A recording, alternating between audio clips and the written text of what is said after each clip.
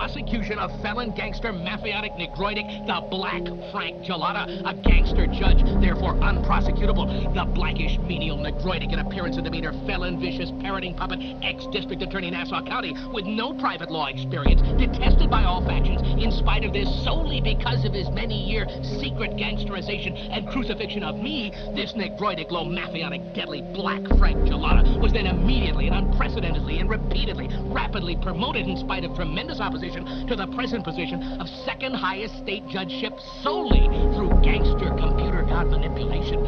As additional evidence, during the last week of my within-mentioned month-long, worse-than-a-farce Nazi court criminal trial in Nassau County Court, 1958, where dwarfed-it felon gangster parroting puppet rectum lapper sodomist Judge William Sullivan's ball of fat felon slut wife, she, as planned, sat in the front row, repeatedly stripping her overclothes and completely pulling up her dress and slip and pulling aside her old-fashioned pink bloomers in order to display her anus, her conch. She repeatedly gesticulated and whispered, "I'll give it to you to suck. Finish him." Her husband's dwarfed-it felon gangster parroting puppet rectum lapper sodomist Judge William Sullivan, flushed-faced in repeated open sodomistic displays, stuck out his tongue, wiggling it, chuckling to her. "You hangman rope gangster felon parroting puppet scum on top playboys can watch my Frankenstein eyesight television playback of this felonious lowly sodomistic display by the felon sodomist Judge William Sullivan and his lowly felon slut wife during my trial in Nassau County Court.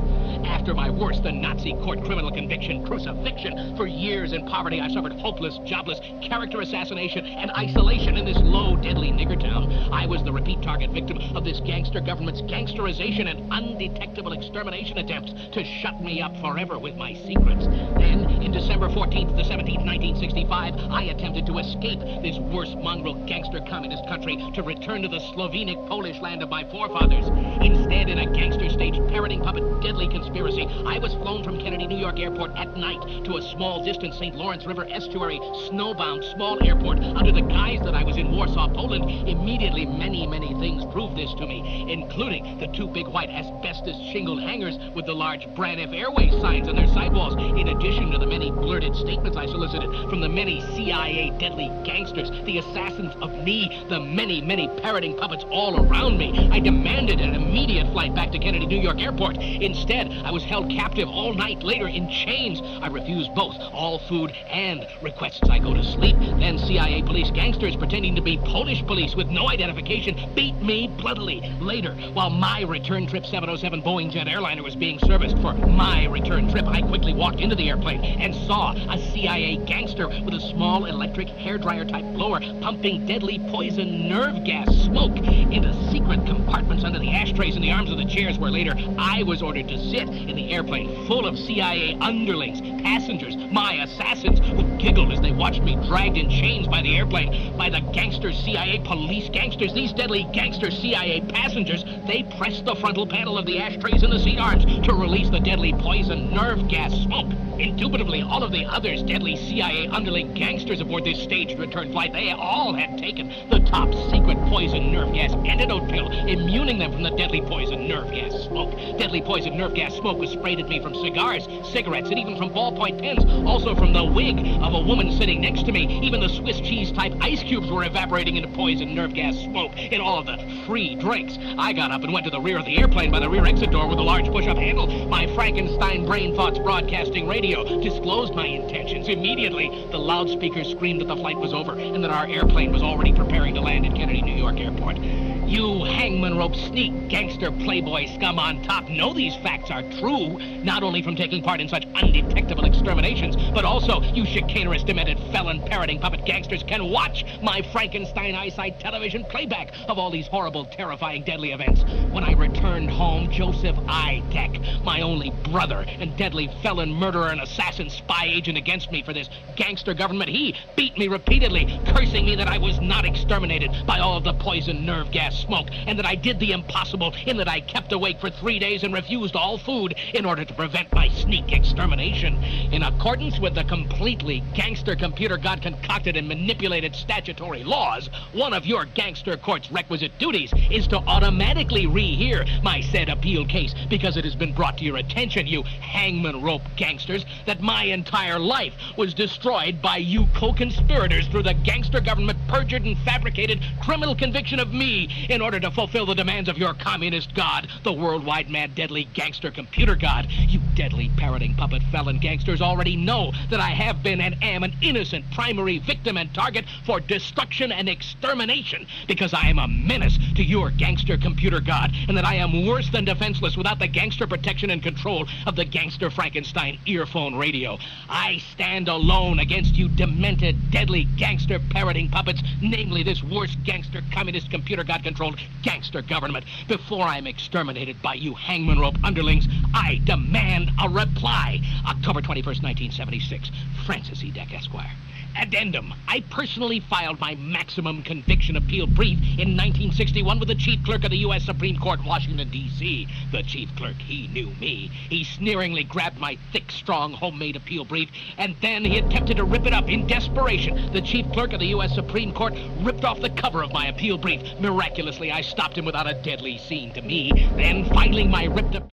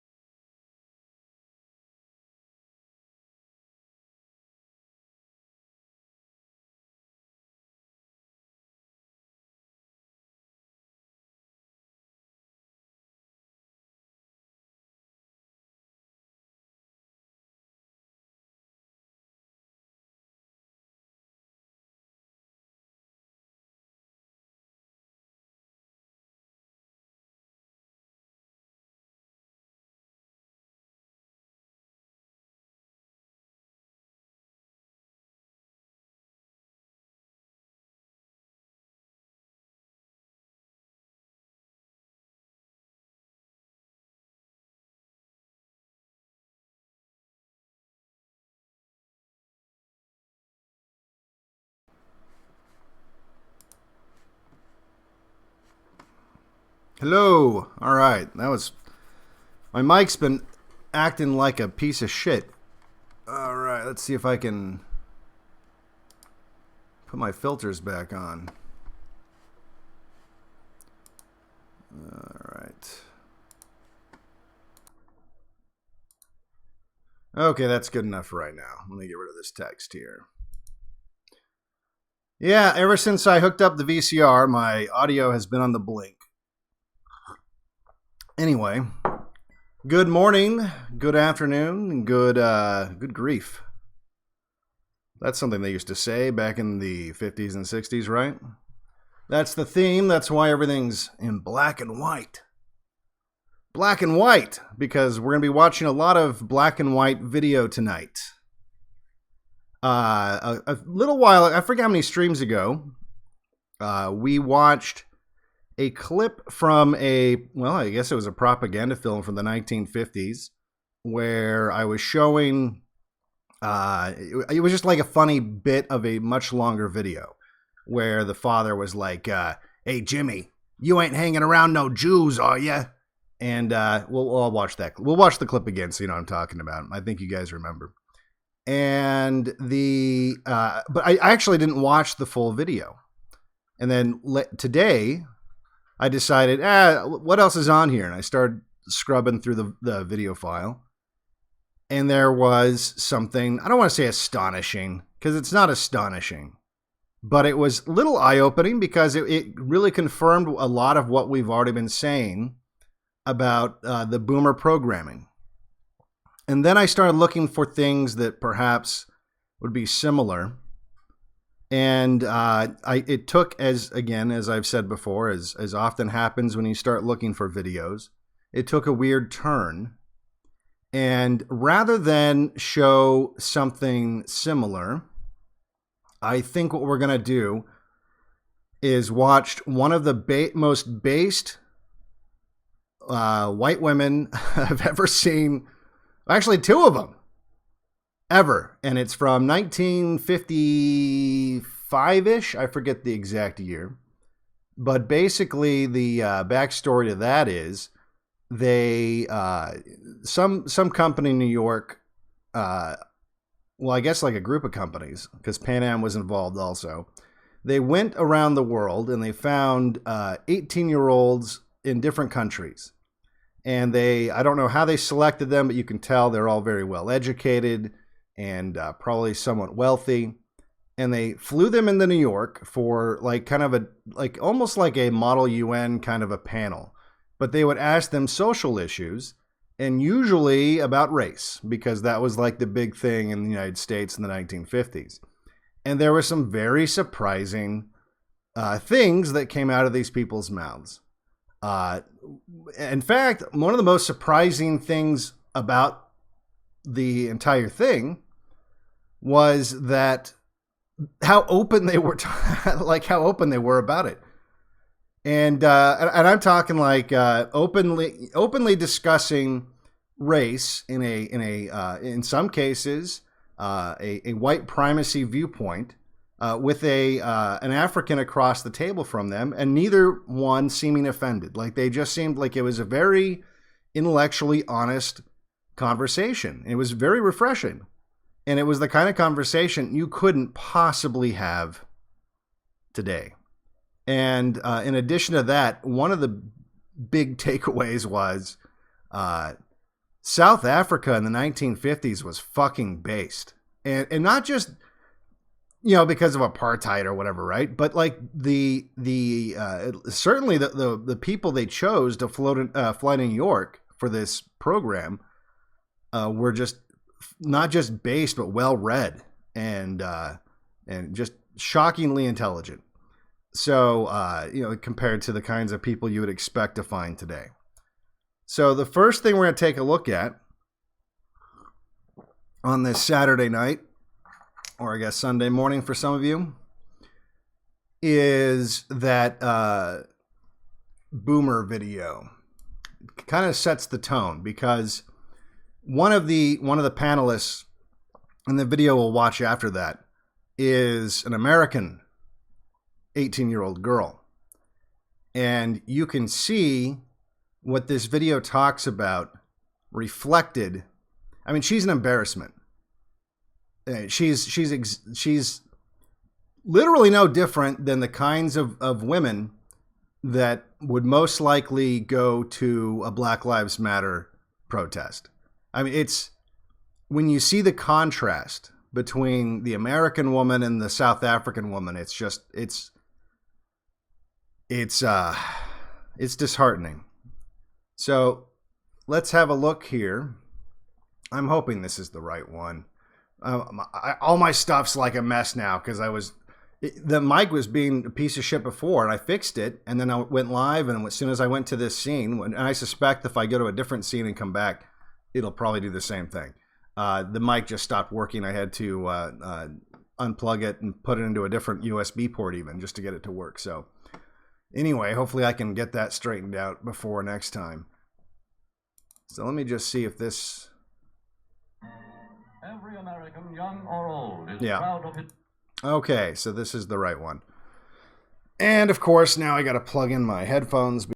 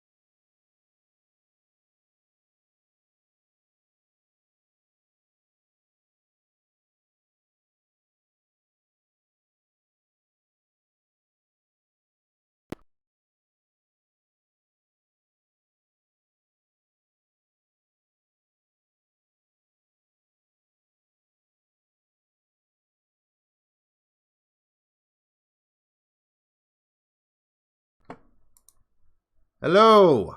Jesus Christ. Yeah, I don't know why it's doing this. It just fucking died. Let me see if it's going to do it again if I start playing with different audio again. Well, it seems to be working. So, all right, well, I'm going to keep an eye on the audio level thing over there, and if it drops out, I guess I just have to plug it in, unplug it, replug it, got nothing else. The magic of broadcasting. The magic of broadcasting live. Okay, well, at least I've got this I can pop up real quick, like, oh, look, yeah, here we go.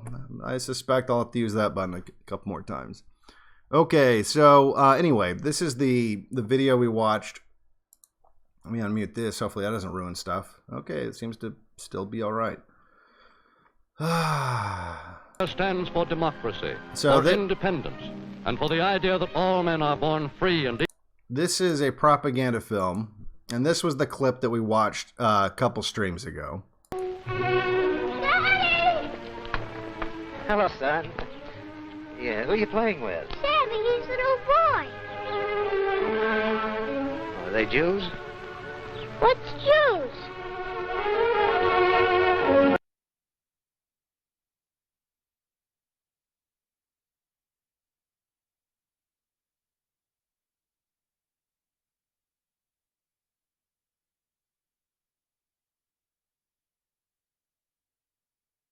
Oh, test. I don't know, guys. I don't know why it's doing this. I don't know why it's doing it. And I do not, well, you know what? I could switch to a fucking gaming headset. I don't know if that's going to be any better. It'll sound like shit. But at least I'll have audio, right? We can try that. I'll tell you what, if this becomes like a thing, I'll have the gaming headset ready to go. And I'll plug it in. This really sucks because I've got some good stuff tonight. I don't know why it's doing this. Maybe it's Mossad. Mossad's trying to stop me from showing their plan. Their evil plan. All right.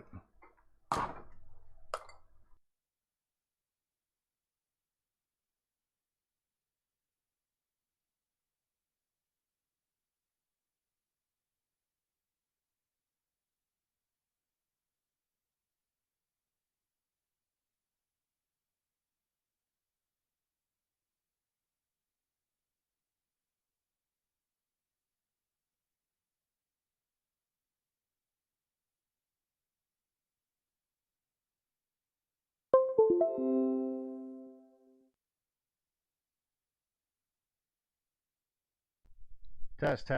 All right, well, I'm on the gaming headset. I'm sure it sounds terrible. Let's see if that fixes anything. This is annoying. Hello.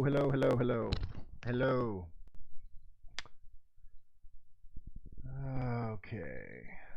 Well, I'm going to try to turn it up. It's a little quiet. This is really obnoxious.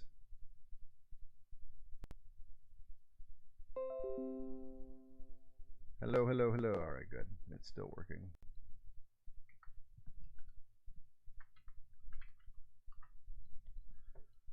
Okay, test. Audio input. Which audio is this coming into now? Okay.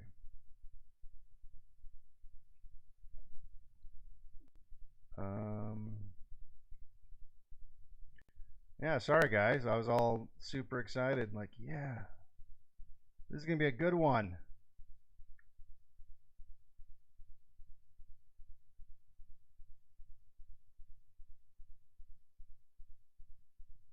Hello, test. Okay,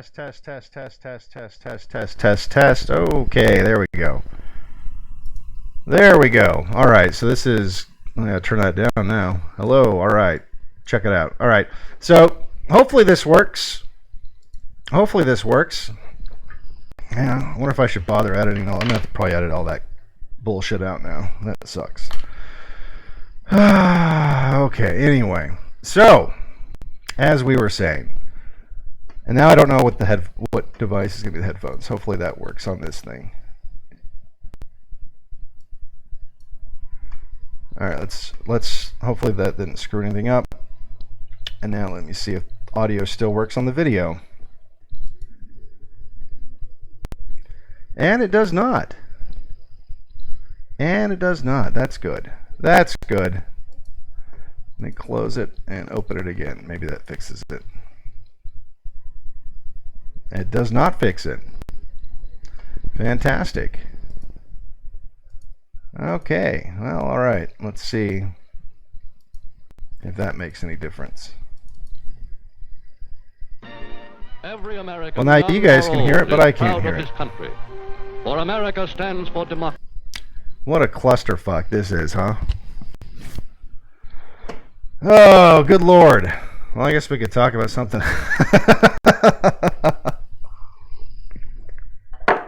Alright, worst stream ever.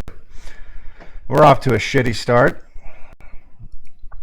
Let's see if I can, let me do that.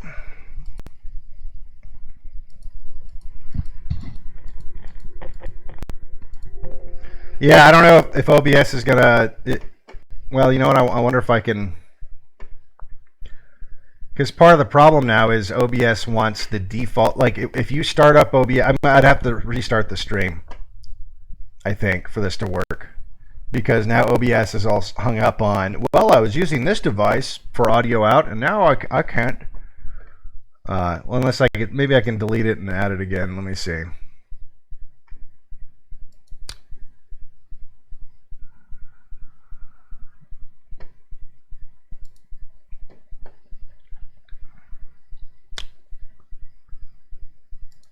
Fucking can't believe this shit. I wonder if my mic died or something.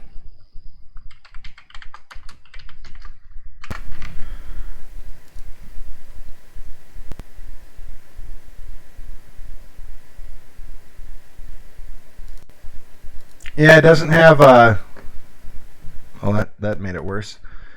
There's no way to change desktop audio to a different source now. Fuck. Well, I don't know what to do, guys, except for restart the stream to get, because I'd have to close OBS for, I think, the audio to start working. Otherwise, I'm not going to be able to hear it. I can't think of anything else I could do. Well, this is bullshit. This is some bullshit. Let me see if, again, I'm going to try just one other thing here. Yeah, that's not doing shit. It's not going to fix it. Well, what do you guys think? Should I restart the stream?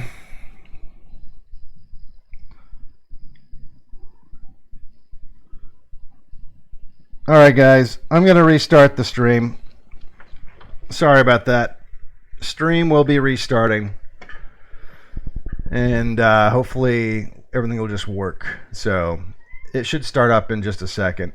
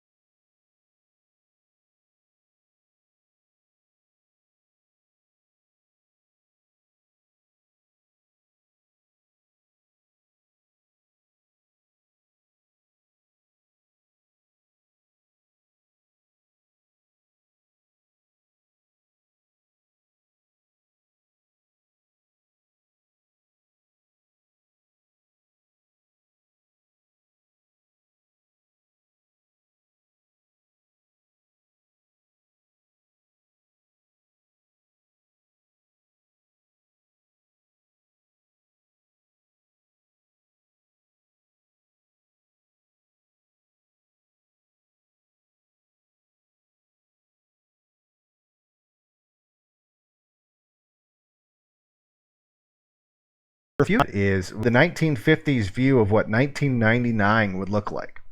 We might have to save that for another stream, though. But it was that was another very interesting one. Some things, weirdly enough, they kind of got right.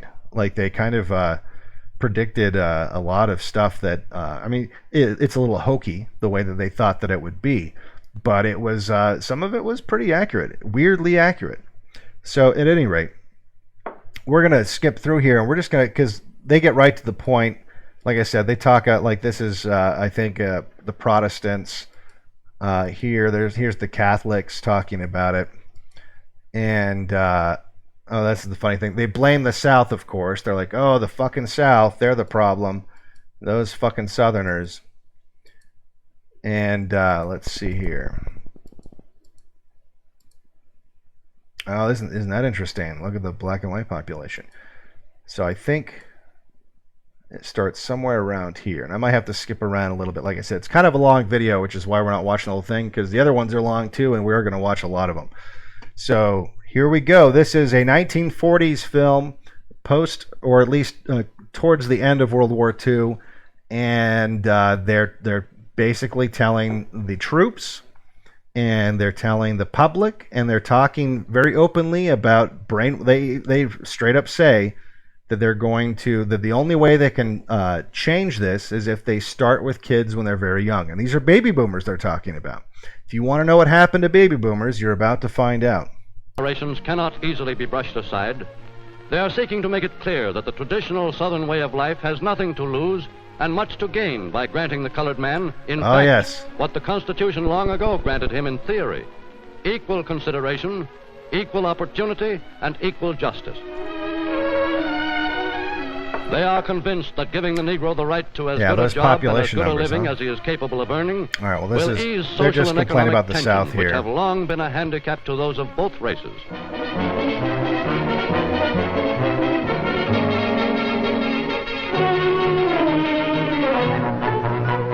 Realize that this problem concerns their well-being as much as it does their conscience. The true progress of the Negro means nothing. Equal opportunity to grow up. So this is the Protestants. But the right for Negroes is simple justice. Anything less than that is futile. And by the way, if you think that, see, well, you got to understand, politicians especially, especially back then when you had religious leaders that had a lot of influence because people still went to church.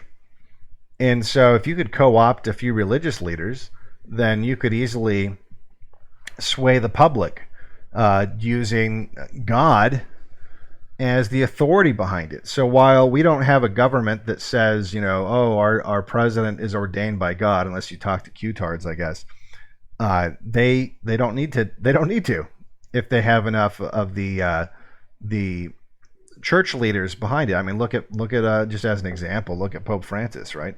Little talk. All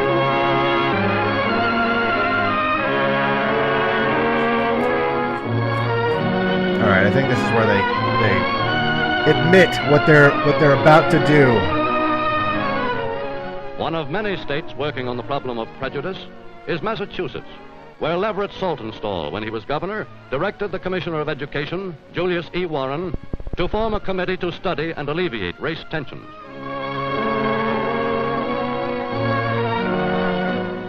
From the beginning, this committee saw the problem as one of education, of the adults whose mind was not already too tightly closed. Ah, see, there you are. The adult's mind, it's too tightly closed. The only way to solve this is to get them young with this education. And by the way, I've noticed in a lot of this, a shocking amount of this stuff comes out of Massachusetts, and this is Massachusetts here. And above all, of youngsters who are willing to learn the right way to live with their neighbors.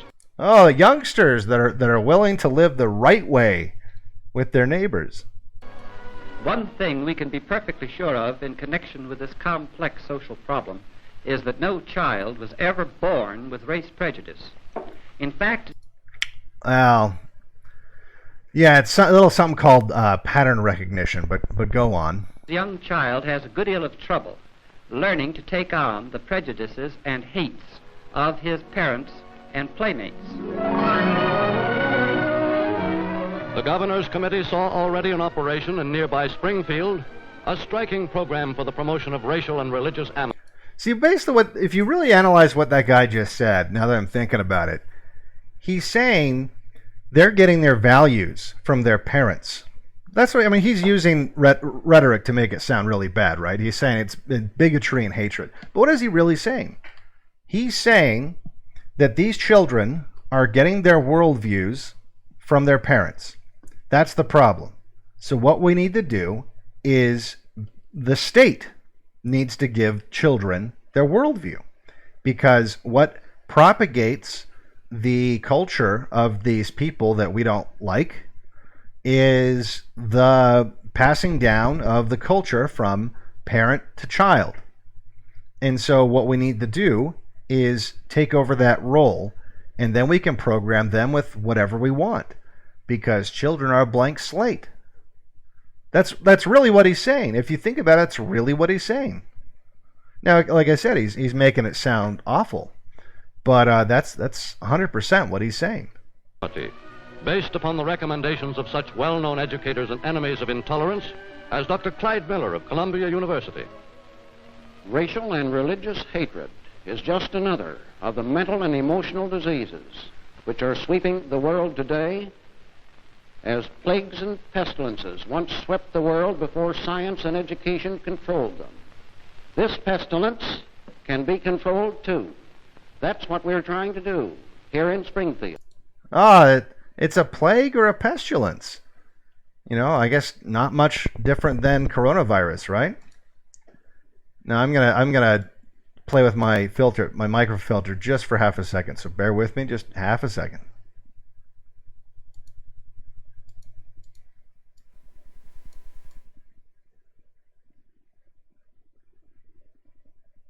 All right, this is a little better. I know it's still bad, sorry, but it is what it is. All right, so what's the solution to a plague or a pestilence? Well, by education, which reaches the young at all times, in every grade and school, which penetrates home life and community life, we are trying to immunize. Well, would you look at that? Would you look at that? They're going to use the schools to inoculate the children from this terrible virus of bigotry. They're admitting it. They're talking about it. They're celebrating it.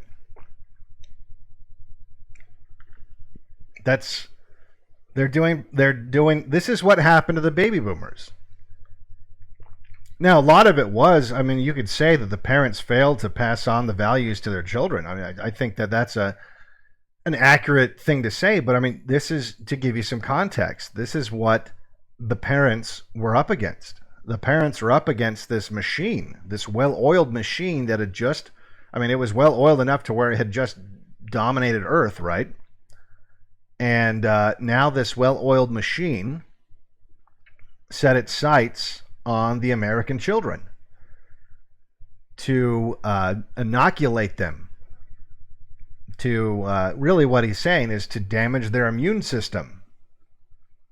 Your children against the racial and religious antagonisms which have helped to bring on world war and mass murder. See, and that's another way that they sold it. I mean, look, World War II is a traumatic thing for the greatest generation, or whatever generation you want to, like, whatever label you want to give the generation before the boomers, right? That was obviously a huge traumatic thing. Many of the people, I mean, many of the men certainly served in the military. It was this huge thing. And look, this also puts into context a lot of the way the boomers view Nazis, right? I mean, because that's every time you hear a boomer talk about socialism and Nazis and this sort of a thing, right? It lines up perfectly with this propaganda. Why? Because that's where they learned it. They learned that, if we let racism happen, there's going to be another Hitler. Because this is exactly the thinking behind the people who engineered the public. That was exactly the message they wanted to give the baby boomers. They wanted to go after education and teach, brainwash these kids into thinking like, oh yeah, well, if you have any kind of racial preference whatsoever, and you have any kind, if you are not accepting and welcome these people in with open arms, anyone and everyone, and respect everyone's culture more than your own. In fact, I don't remember the sound bites on this particular video, but it might be another one. But there's a clip where they even say like, we need to teach Americans to respect the cultures of these newcomers, and then we need to teach these newcomers to have pride in their home culture. Which is that seems a little weird. That seems like you're kind of putting your finger on the scale there a little bit. But at any rate, With time and with your help as parents, I think we can do it. oh, they did it. They did it all right.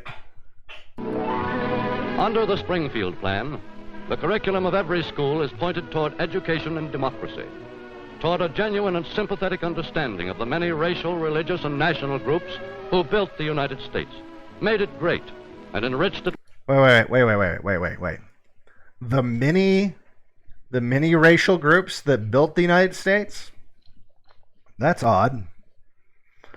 I didn't know many racial groups. I mean, I guess one thing you do have to keep in mind, I guess, at the time, when they talked about racial groups, they were a lot more specific, right? So Anglos would be considered a race, and Germans would be considered. So it was a lot more specific, right? Because as I've said before, when people say that diversity is good, America was diverse in that sense, right? There was a lot of different Europeans, and so there was diversity. It wasn't just monolithic, although it was. Let's face it, it was mostly Anglo, right? Mostly Anglo. But see, this is where it began. This is where they rewrote the curriculum and started pushing this stuff on the boomers. This was an active measure to program the boomers, and it worked. With the cultures they brought with them from the old world. Oh, this is that. That's what I was talking about. Let me back it up here. This is the sound bite I was talking about. Religious and national groups who built the United States, made it great, and enriched it with the cultures they brought with them from the old world. Oh, I guess not. In parochial schools and public schools alike, every child is taught that a decent respect for the origins, customs, and beliefs of others, however these may differ from one's own, is a fundamental element of true democracy. See, how does that work? They're basically saying, and look, here it is. We're in a Catholic school. I'm assuming it's a Catholic school, right? There's a nun. And so this wasn't just limited to the public schools. You had participation in private, the Catholic schools and everything. And so this, just saying, this was a concerted effort. It involved many groups to attack this pride in white primacy in America, and to be very accepting and welcoming of every single culture, and to have the belief. Now, if you remember, there's a lot of, and I don't think we're going to play these tonight, but there's a lot of 1950s propaganda films that are all about the dangers of socialism. This was wrapped up in that, right?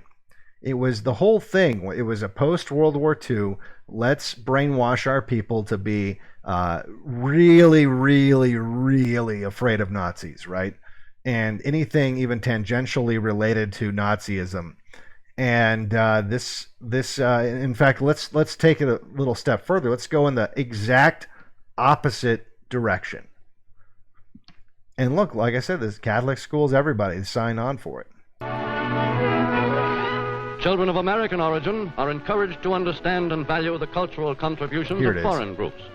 And those of foreign origin are taught to take pride as Americans in the countries of their ancestry. See, notice how the kids, the white kids, are not supposed to take pride, but the newcomers are supposed to take pride not just in being Americans, of course they had to throw that in there, but in the cultures that they bring with them. It's important that they preserve their culture. It's important they have pride in their culture. But the white kids in America, not so much. They need to respect and welcome these new cultures. One of the main places in this Russian campaign is this city. See, look. Dun, dun, dun. The evil Nazis. L-W-O-W. Teddy, perhaps there's someone in the room whose people came from Poland who could pronounce that word for us. Because all the Polacks that showed up. It's pronounced Vavuk. My mother told me so, and she was born there. In geography, the emphasis is put on understanding peoples of other lands. See, the emphasis in geography is understanding the people of other lands. So this is just another, and that stuff carried over, by the way. It wasn't just the baby boomers. I think all of you, that's the way that you were taught geography, was to respect the cultures of, look how rich and vibrant all these other cultures were. And it was always a focus on the positive, with no mention of the negative. It was just, oh, look how beautiful and rich the culture of country X is. And their people are so wonderful, and look, little Johnny, he's from country X and whatever, right? It was that this is where it started. This is where this began. Million people. Some of them are white, some of them are Indians, and some of them are Negroes, and lots of them are just in between. But she's talking about Brazil. She's like, some of them are white. Some of them are Indians, some of them are Negro, and lots of them are just in between. Well, the people are going to be saying that exact same thing about America here. I guess now. it doesn't matter very much in Brazil what color you are. They don't think about it much. Every pupil is encouraged to understand the worth of America over governments based on prejudice. I'm so glad I'm an American, because that means I can walk along the streets and no one can persecute me. Whoa, slow down there, lady. Thanks to this education that you guys devised here, that's no longer the case. See, that was the case before you guys did this propaganda push, and now you get kicked in the fucking head for being a white lady planting flowers outside of your shop. Just mind your own business. That's what happens now. Or, fuck it. You could be an Asian guy walking to work in the morning in Chinatown in San Francisco, and you'll get your ass beat. You'll get your ass beat. So, good job. Thanks. And thanks for rubbing it in that this is how it was for you. As they did my aunt in Germany. The Nazis killed her just because she was... Oh,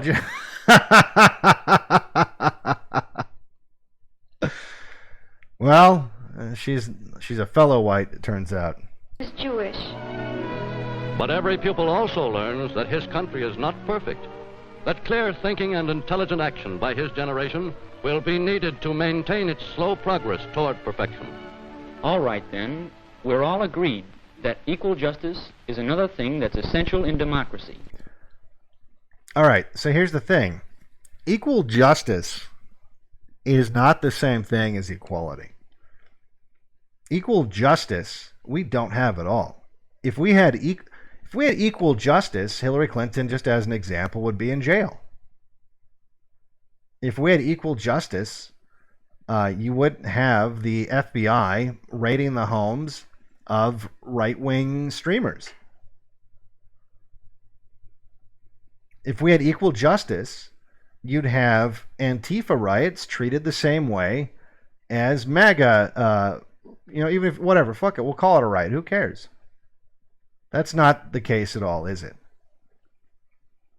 But thanks to this propaganda push, they slowly got white American children to hate themselves and to only like the outside. We've talked about in the past, like, what is this obsession with the exotic, right? Like, why why do what's with this in-group preference being so deteriorated and weak in the white population in America? I think this is part of it. I think this is, in fact, the more I watched a lot of this stuff from the 50s, and as you'll see, the South American girl that we'll watch in a little bit, I don't think it's quite as genetic as I was thinking before. I mean, I think there is still a genetic component to it, but I think a lot of this was just, just systematic brainwashing for generations. Now, what else? Mr. Moderator. Janet? How about equal opportunity? For instance, if we make the people of one racial group live in the worst houses and go to the worst schools and take the worst jobs, why, that's not democracy. Well, hold on. Actually, it is. No one's making these people live anywhere. No one was making them have the worst jobs or whatever, right? It was democracy. It was majority rule. That's precisely that's the definition of democracy. And what you're saying, what this woman is saying, and you're going to see this reflected in the white boomer chick that's in the next video, she's saying quite the opposite. She wants it to be imposed. She wants it to be at the end of a rifle, which is exactly what it was in the South when they did the forced integration, right? That's not democracy. Democracy was segregation. They voted for it. But no, that they didn't like it. They didn't like it. So, and see, they always do this. They always dress it up. They always dress it up like somehow that there's some kind of greater moral imperative. Today, in such democratic experiments as the Springfield Plan, steadily spreading across the nation, men of goodwill find hope for a new and wider understanding of basic American principles. Principles only recently restated by Congressman Jerry Voris of California. Oh, of California. Mr. Speaker, I have here a letter which one of my constituents wrote to his son, now serving... Well, if he wrote the letter to his son, like, how do you have it? We come on, don't act like this isn't some kind of planted thing. ...in the Army overseas. And I would like to read. Dear Ken, several days ago, you wrote that you were not clear on what you were fighting for, except perhaps to get the war over with and come home again. And for trans kids, you are fighting the war to have trans kids, to be a minority in your homeland, to have a ruling class that has no accountability whatsoever, to have a national debt that is of historic proportions that is impossibly high and will never be paid off. And, that's what you're fighting for. You are fighting to determine whether the men of the world shall exist merely for the sake of governments, or whether the governments of the world shall exist for the sake of men. Well, I don't know. I think that's basically the opposite of reality. Do you think that our government exists for you? Do you think that when the government looks at you, they think, that's my boss? Or do you think the opposite is true? Do you think that they think that you should be looking at them and thinking to yourself, that's my boss? So they lied. The whole thing was a big lie. They got the opposite of what they said they were getting. That definition of the conflict makes sense to me. I think it will make sense to you. Underneath is the basic concept of democracy, namely that all men are born equal in the right to share in the fruits and opportunities of the earth. And by all men, we mean all men. Well, actually, here's the thing. That's first of all not true at all. Not all men are created equal. They're just not. If that was the case, what would the Olympics be? I mean, it's a competition, right? And a lot of these people, you go, oh, well, that's because they worked hard to be these powerful athletes or whatever. Okay. But don't tell me that genetics had nothing to do with that. What if you're 4 feet tall? Are you gonna, no matter how hard you practice, are you gonna be able to slam dunk on an NBA court? Probably not. Probably not. So we're not created equally.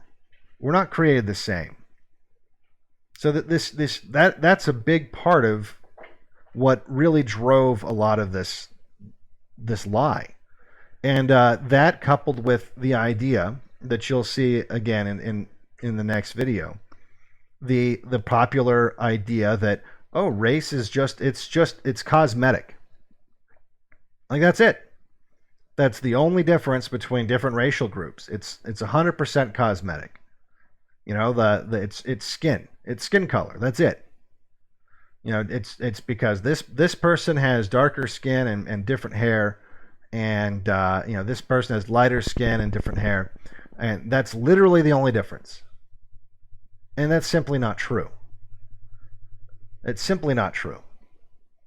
We have made a lot of progress since 1776, even since 1918. And we are fighting for the right to keep on making progress. We, as a democratic people, hold that the highest values on earth are the rights of mankind. And it is because of this that we fight. Love from Dad. And of course, that includes trans rights. I mean, isn't that right, Dad? Shouldn't you be telling that to your son? I mean, if everyone's, you know, like, we should, apparently the culture isn't even a thing. There's no such thing as culture or a people or anything, really, at that point, right? If we're all just the same. We're all just the same. This sounds exactly like the communism they said they were fighting.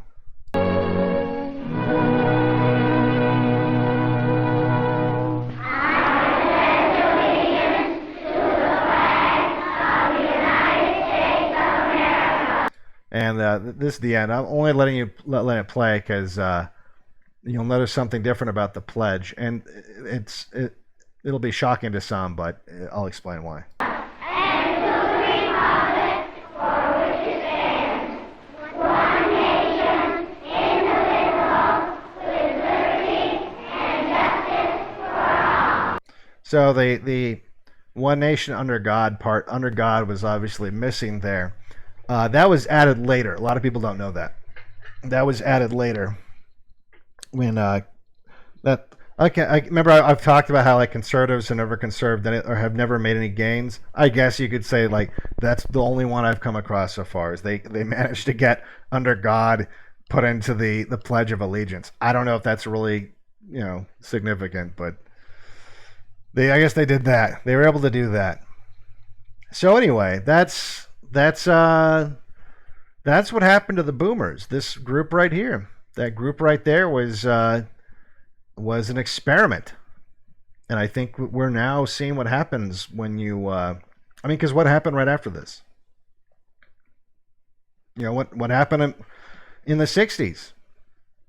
All these kids, having been subjected to this self-loathing and this embrace of other cultures, what did you have happen? You know, you had the Hart-Celler Act of 1965, right? You had the Immigration Act that changed the requirements for people coming to America to where it was just where it used to be largely European. It became a free-for-all, and we started taking not just the people that had a similar culture and biology to us. It was just kind of like, hey, everyone come on in. And in fact, we're going to start favoring countries that have nothing in common with us whatsoever. And so you had that go on. You had the civil rights movement. You had like this. That when you try to figure out, like, how did the '60s happen? There's a lot of things that people have discussed. In fact, I ran into a lot of videos today where there's all these boomers trying to determine, like, what was it? And obviously they're all way off. Some of them, you know, had a little bit of insight, but like nothing. You know, a lot of it was very self-indulgent because, you know, it's, you know, whatever, boomers, right? But this is never put in the equation, ever. I've never even heard of the Springfield plan. They never talk about this ever. They never think that, oh, maybe this had something to do with it. Maybe overhauling all of education to be this self-loathing embrace of multiculturalism. Maybe that had something to do with it. You think?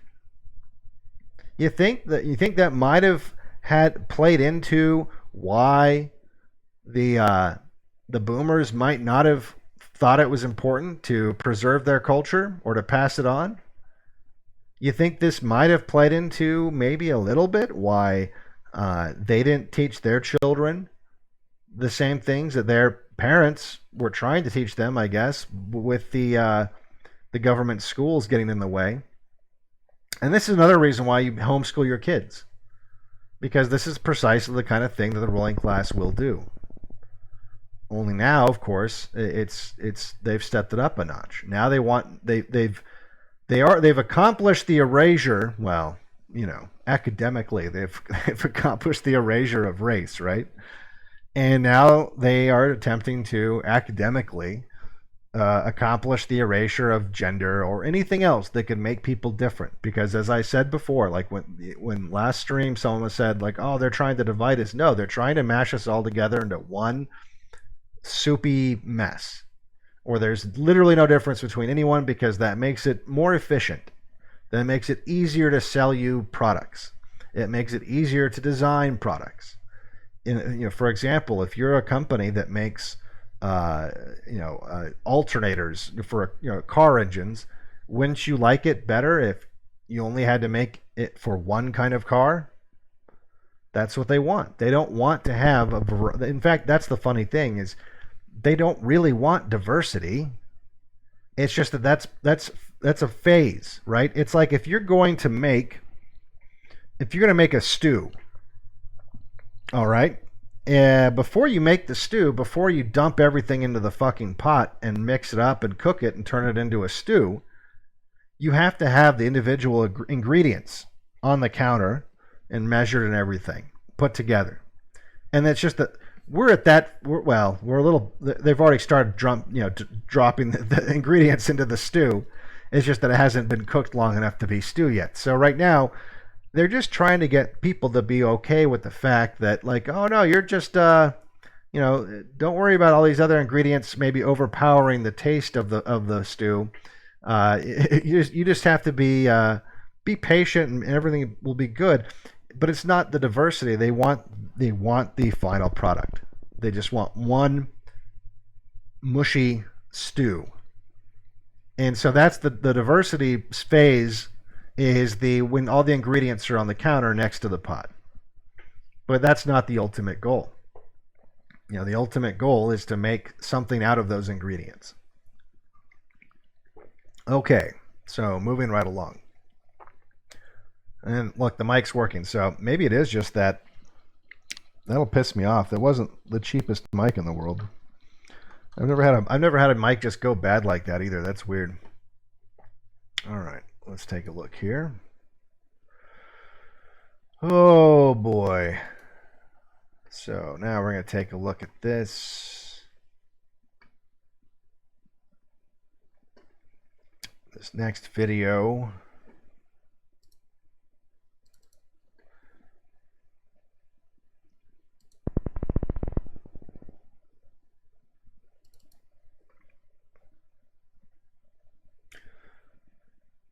All right, so this next video.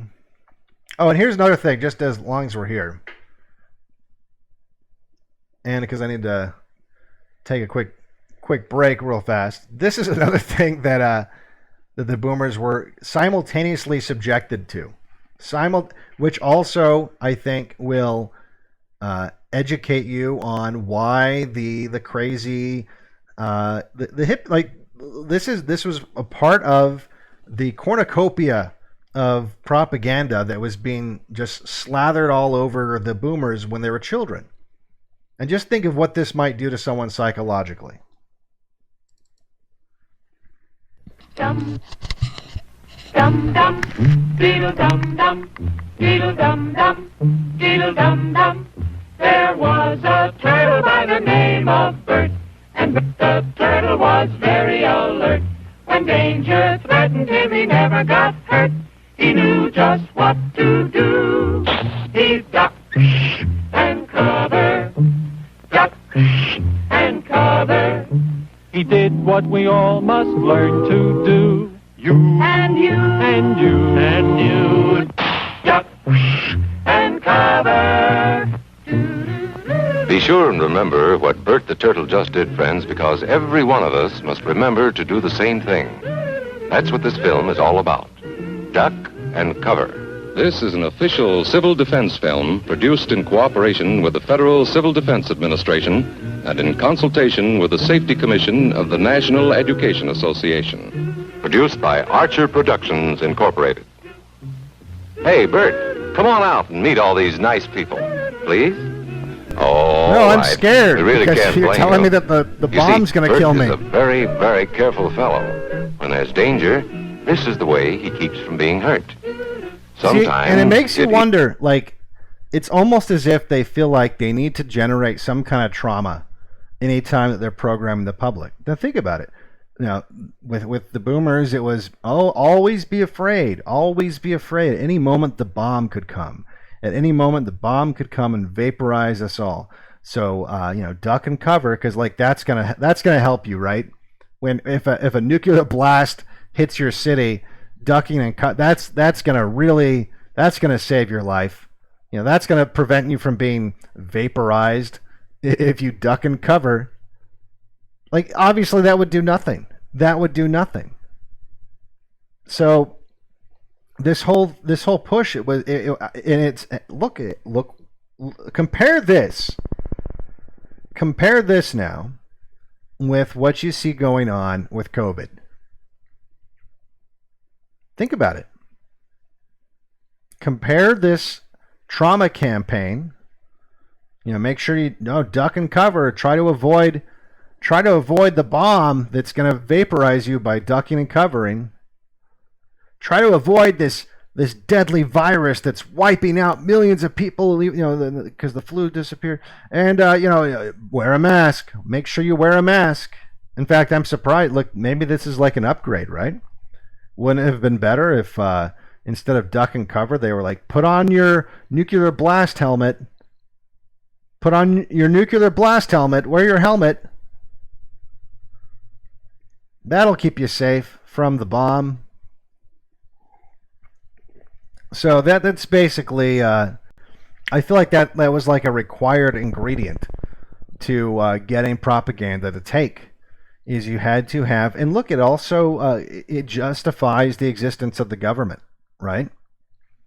Because the government, now you view as kind of a savior. In this case, the government's saving you from the bomb.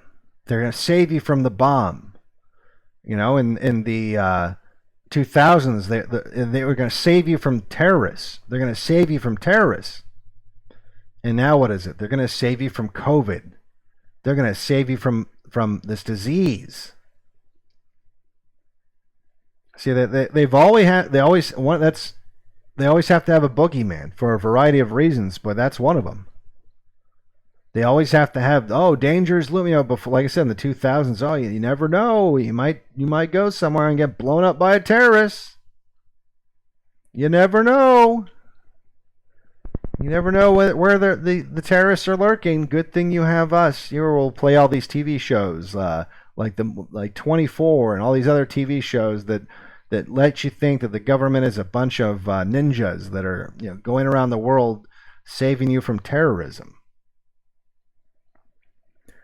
So that's the propaganda that was getting shoved down the throats of boomers. Now,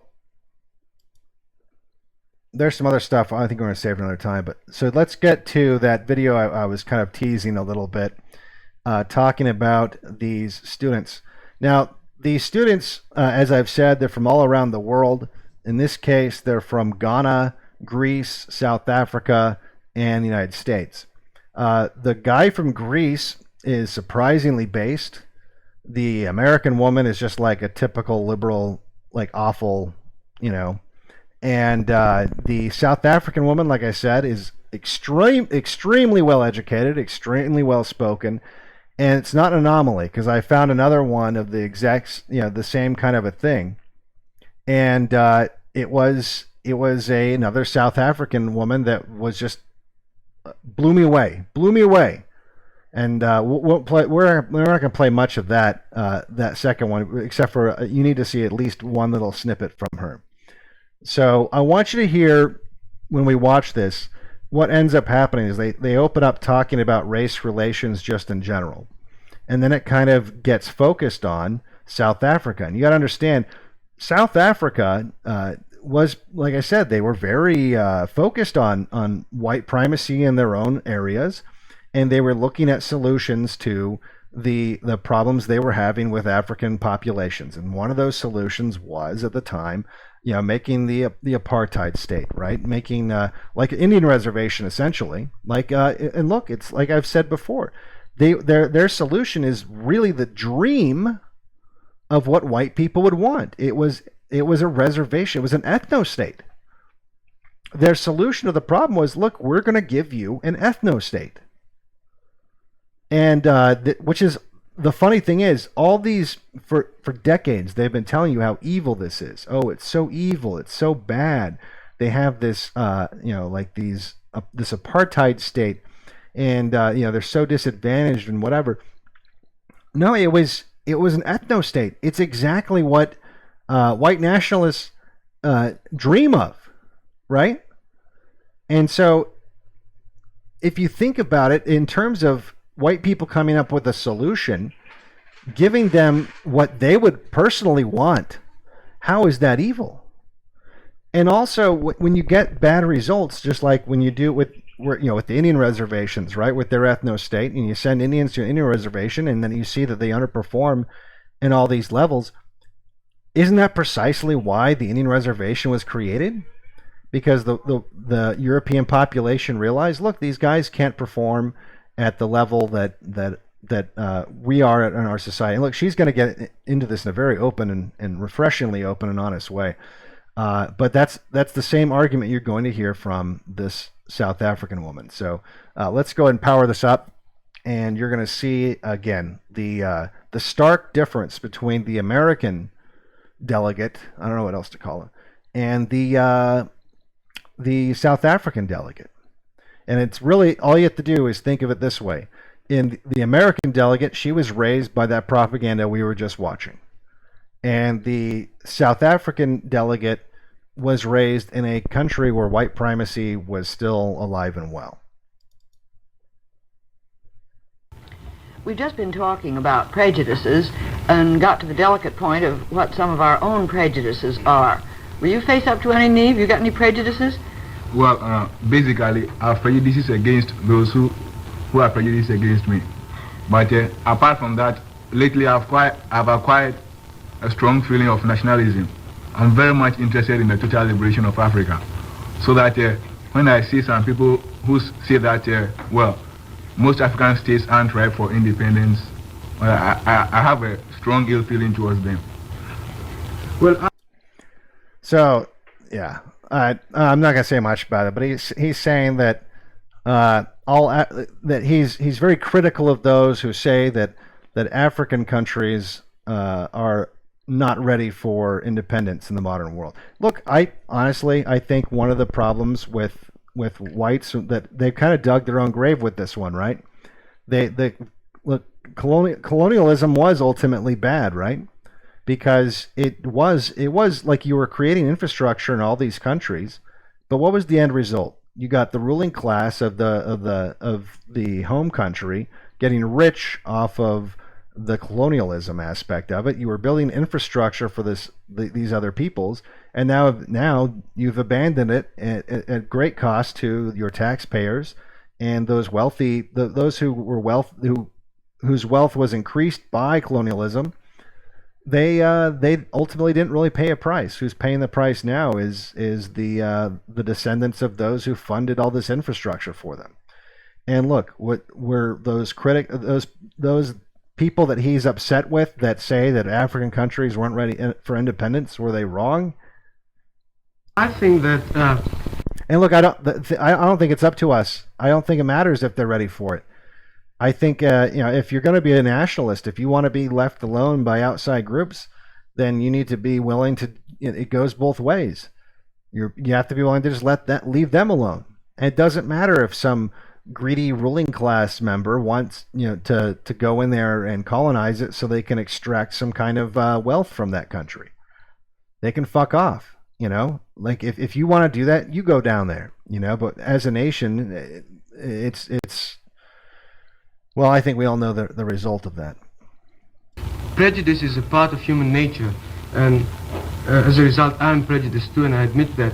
However, I don't think that prejudice is necessarily based on a biased opinion, on ignorance, but I think that prejudice is also based on knowledge and on experience. Yeah, exactly. See, this guy actually, he's pretty based. He says a couple cucky things, but he acknowledges, like, look, prejudice infers that this is just some kind of irrational opinion you have of other people. That it's but no, it's about pattern recognition. And as he'll describe later, like, look, we live amongst Africans in Greece and parts of Greece, and there are differences. And so, of course, I'm going to have to, if every time you touched, or if every time you drank water out of a blue cup, it tasted like sewage, eventually you'd stop wanting to use blue cups. Even if you found out later, well, actually, not all blue cups are like that. You'd be like, yeah, but why take the risk? I mean, why? I don't need to drink out of blue cups, so why don't I just drink out of, like, green cups? For example, I lived in Tanganyika for quite a few years, and I'm prejudiced against Africans, not because of their color, but because of the difference in the cultural and economic status. Their living standards are so low, their housing and clothing facilities, their income, and on the whole, their attitudes of life are so different that, it's natural for me to be prejudiced. See, look, open and honest, no hatred in his voice, just saying, look, we're just totally different. And I think they'll get into this in a little bit. Another thing he mentions, he's like, look, I mean, when we encountered this society, and I think the South African girl will get into this too, they had Stone Age conditions. And it would take thousands of years for them to catch up. And so, I mean, why would you want to integrate with that kind of when you had that kind of disparity? Yeah, at what cost to you, and why? Why is it on you to pay that cost in the first place? And I'm prejudiced against people who are prejudiced. Oh God. Yeah, here's the obnoxious American chick. I'm prejudiced against, because of what he just said. I'm prejudiced against people who are prejudiced. Yeah, fucking cunt. Although I recently realized this, and I think I'm trying to overcome it by searching deeper and trying to find out why people are prejudiced. See, but she's such a hippie. I'm the prejudice I'm battling is my prejudice against prejudiced people. Which, look, I'll give her this. At least, I mean, the current version of this chick doesn't even try to do that, right? And why they have feelings against another person, and then to go from there and discuss the idea and argue the point rather than the person, and not to be prejudiced against the person, but to disagree with their this one idea. That See, look, I'll give her that much. Like the current version of this chick, and there's so many of them. At least she's there. This one right here is reasonable enough to be like, I'm at least. I mean, I don't know if she really is, but she's at least saying that she's willing to try to understand the people who have pattern recognition. And my guess is, because of the way, like I said, they selected these people, she probably doesn't have a whole lot of access to diversity. they have. Well, I looked up prejudice in the dictionary to see what my prejudices are, and found that prejudice... This is the base South African.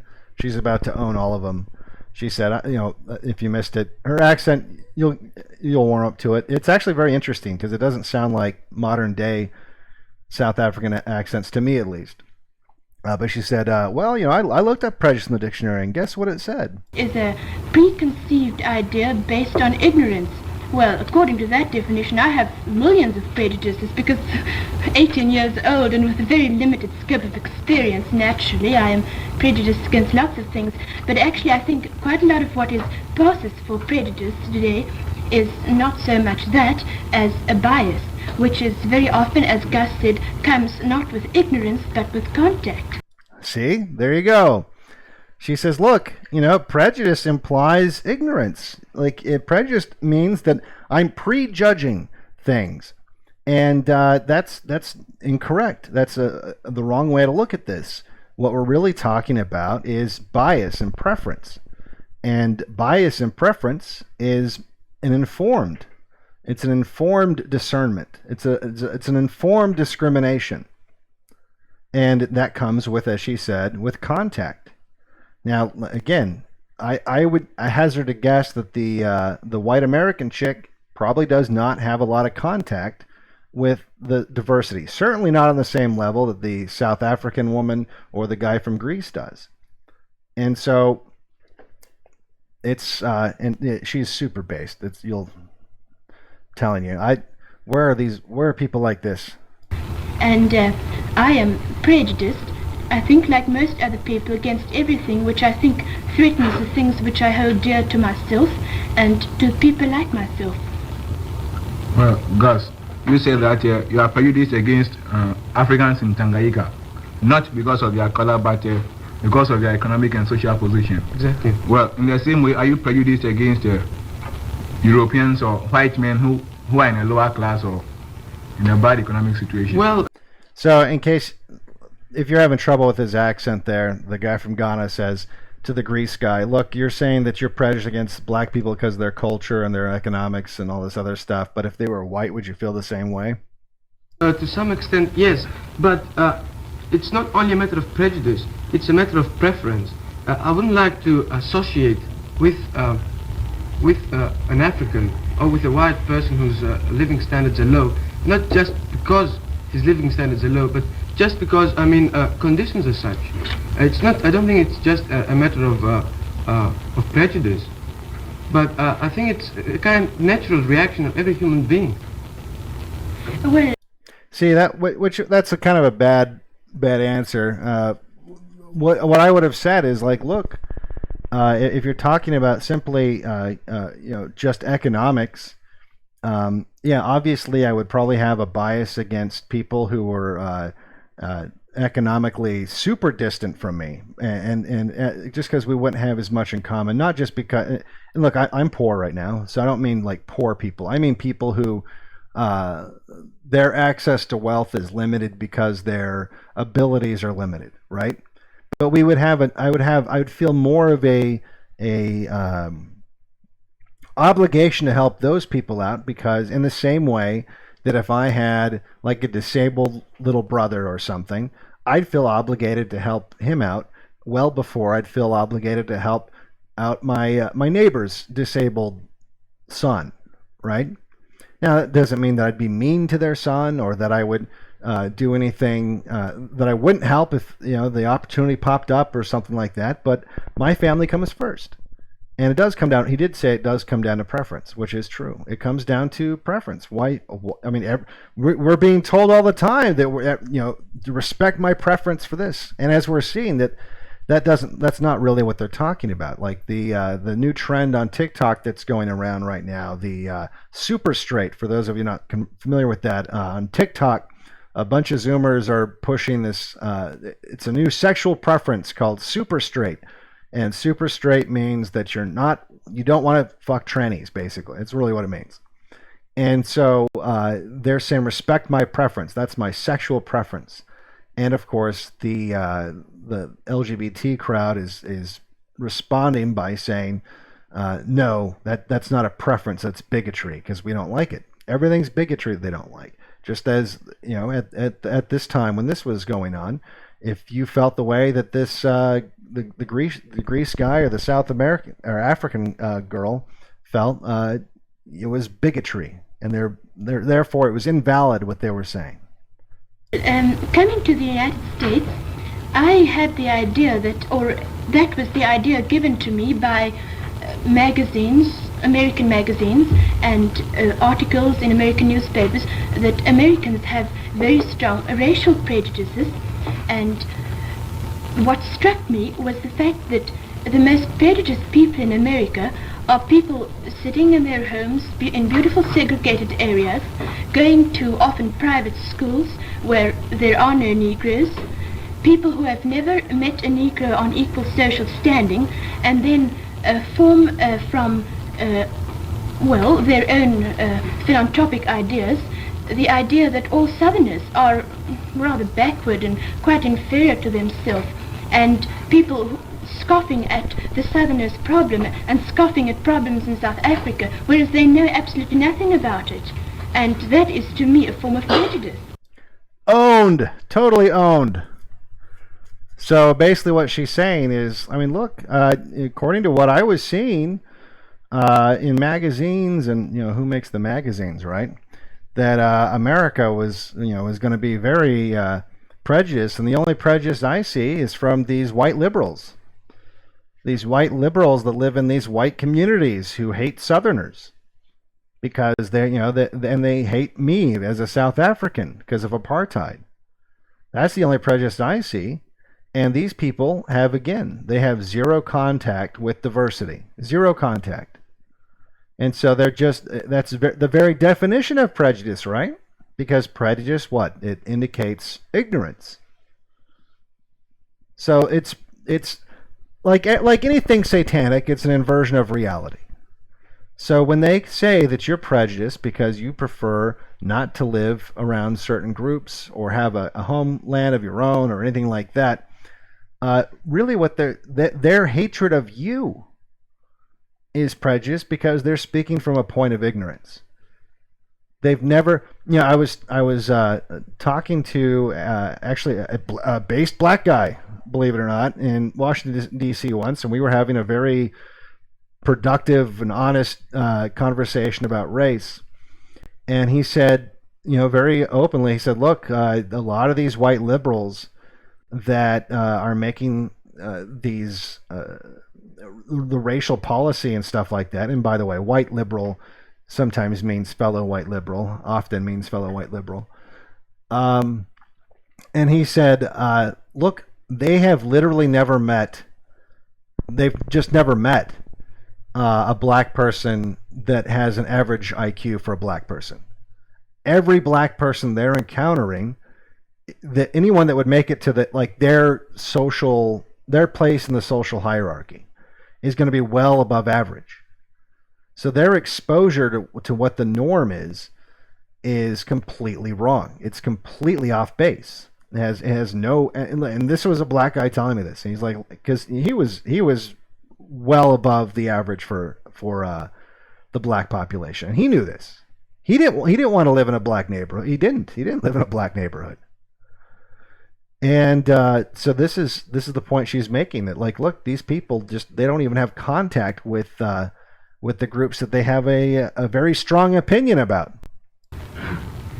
I think we've got to consider this question of race relations in both South Africa and America.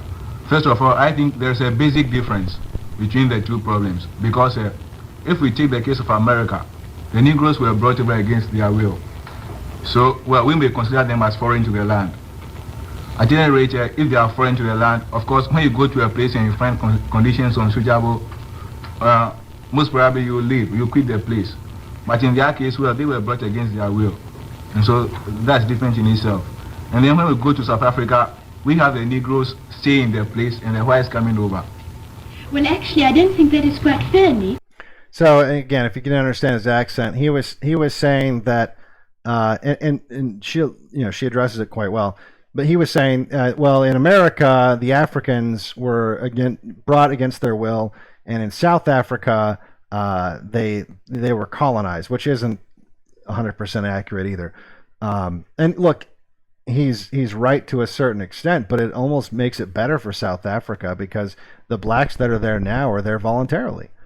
And it's much easier for them to go to an African country. Their access to that is way more available than it is for blacks in America, for example. Right? And that is something that people need to take into consideration, is that blacks were brought here against their will. So, like, what do you do about that? I mean, we've talked about Lincoln's solution. We talked about, I forget the other guy, his vice president that became president, Johnson. I think that's what it was. His solution was what they called Negro colonization. Sending them to Africa to colonize, like they did with Liberia, right? And so there's that element to it that needs to be talked about. Look, there's lots of black people that have been in America longer than many of the white people's families, right? There's some black families, their family's been here for 400 years. What do you say about that? It's a very complex issue. And but anyway, so she addresses his accusation that somehow, because they're Africans and they're on the continent of Africa, that they have more of a right to be integrated into South African society. If you consider the fact that the Negroes, or rather they are not Negroes but Bantu, in South Africa had been arriving in South Africa at more or less the same time that the Europeans came in, who were, I must make this point very clearly, not colonists. The first whites who came to South Africa came there to establish a halfway station to the east. They had no intention of forming a colony, and then the people who were trekking north said in their manifesto that they sought a home for themselves and that they wished to remain in peaceful relations with tribes whom they found there. They did not wish to take away ground from them, but obtain that only by trade. And therefore, I think my position as a South African is so far different from that of Gus, who lived in Tanganyika for a long time, because Gus has been telling me that the Greeks realized, and all other people living in Tanganyika, that sooner or later they will have to leave and give the country over to Africans. Isn't that true? All right, so they got a little sidetracked there, but basically what she's saying is, like, look, when we went to South Africa, we weren't colonizers. We weren't taking over any land from any of the tribes. In fact, the Bantu who shows up, they showed up by and large because of the white people showed up there, and there was look at all this great stuff they have. We can trade with them or whatever. And a lot of the populations that live there now are the descendants of people who eventually voluntarily went to South Africa because there was a white outpost that was there, and there was work for them to do. And so they had access to this modern world that set up an outpost on the southern tip of Africa as a halfway point. So when they were shipping stuff from England to India, because the Suez Canal didn't exist, you had to go all the way around Africa, and that was a long fucking trip. They had to stop somewhere. And that's why South Africa exists, because they would stop off there, get all fixed up, and then go on their way. And so that outpost kind of grew into a country, but they weren't kicking off tribes off of the land. That's a made up lie. If you've heard that, that's a made up fucking lie. The blacks that live there now showed up to specifically because there were Europeans there. And if Europeans had never been there, they'd probably be uninhabited. So you have a totally different history.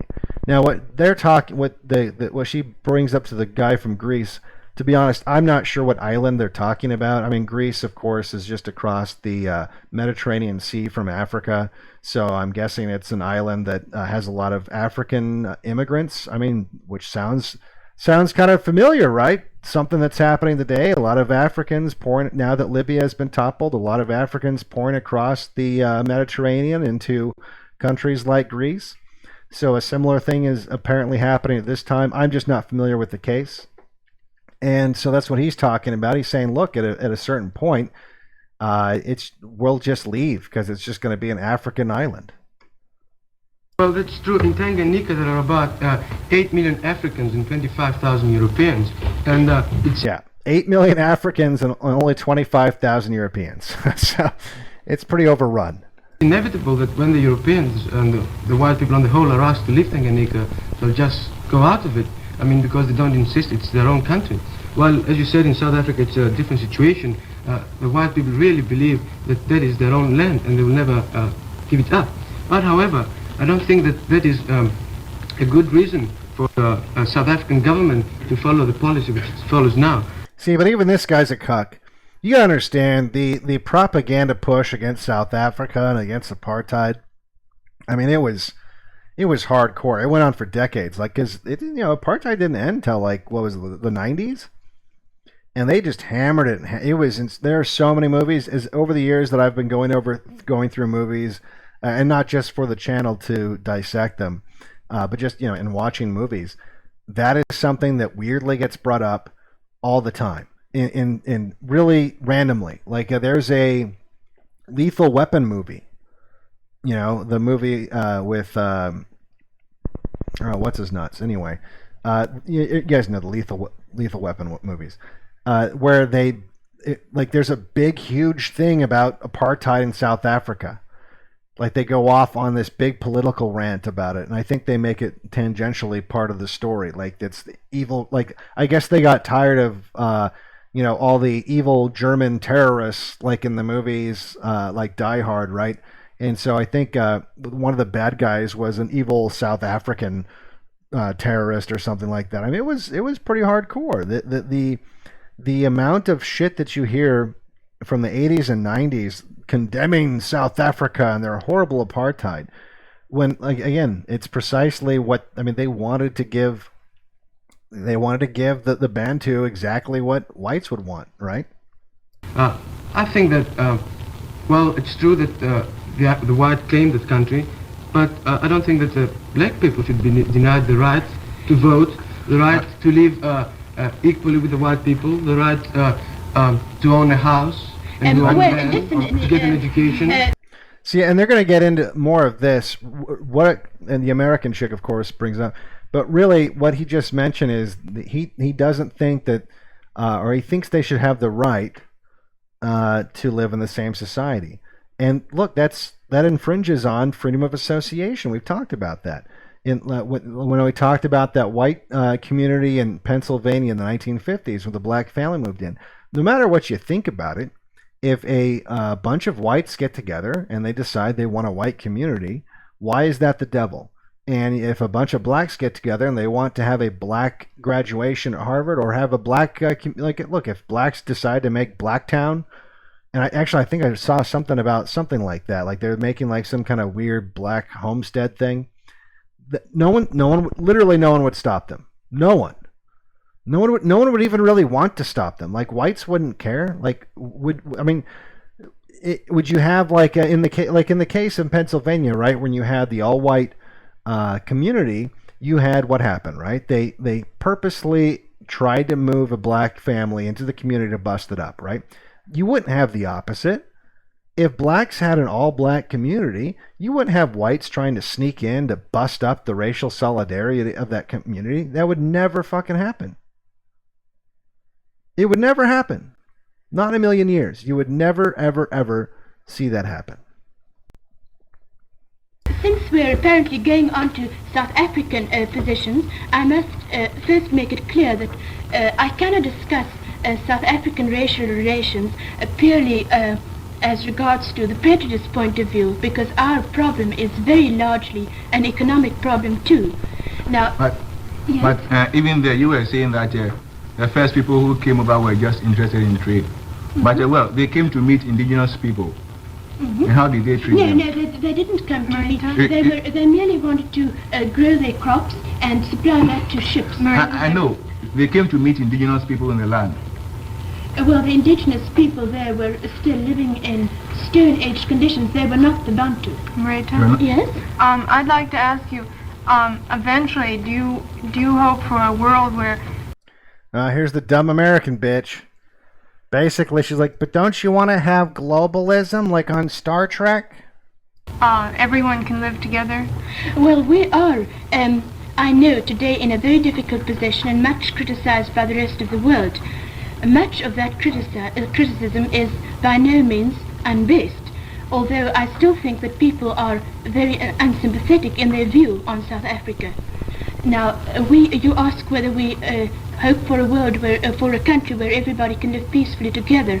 Our policy is aimed at territorial segregation. Yes, but, we hope that we can, in the first place, not have our own culture swamped.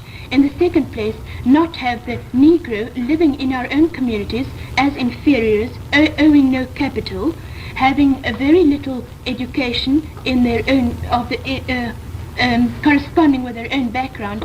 Wherefore, we wish to give them a position in which they will be able to uphold their own. Well, I understand. See, she's saying, like, look, we just want to preserve our culture. We don't want to have this underclass that is going to underperform in our culture. We want to give them their own place where they can perform at the same level as the rest of the people in that country. We don't want them to feel like an underclass. We're literally doing what we'd want.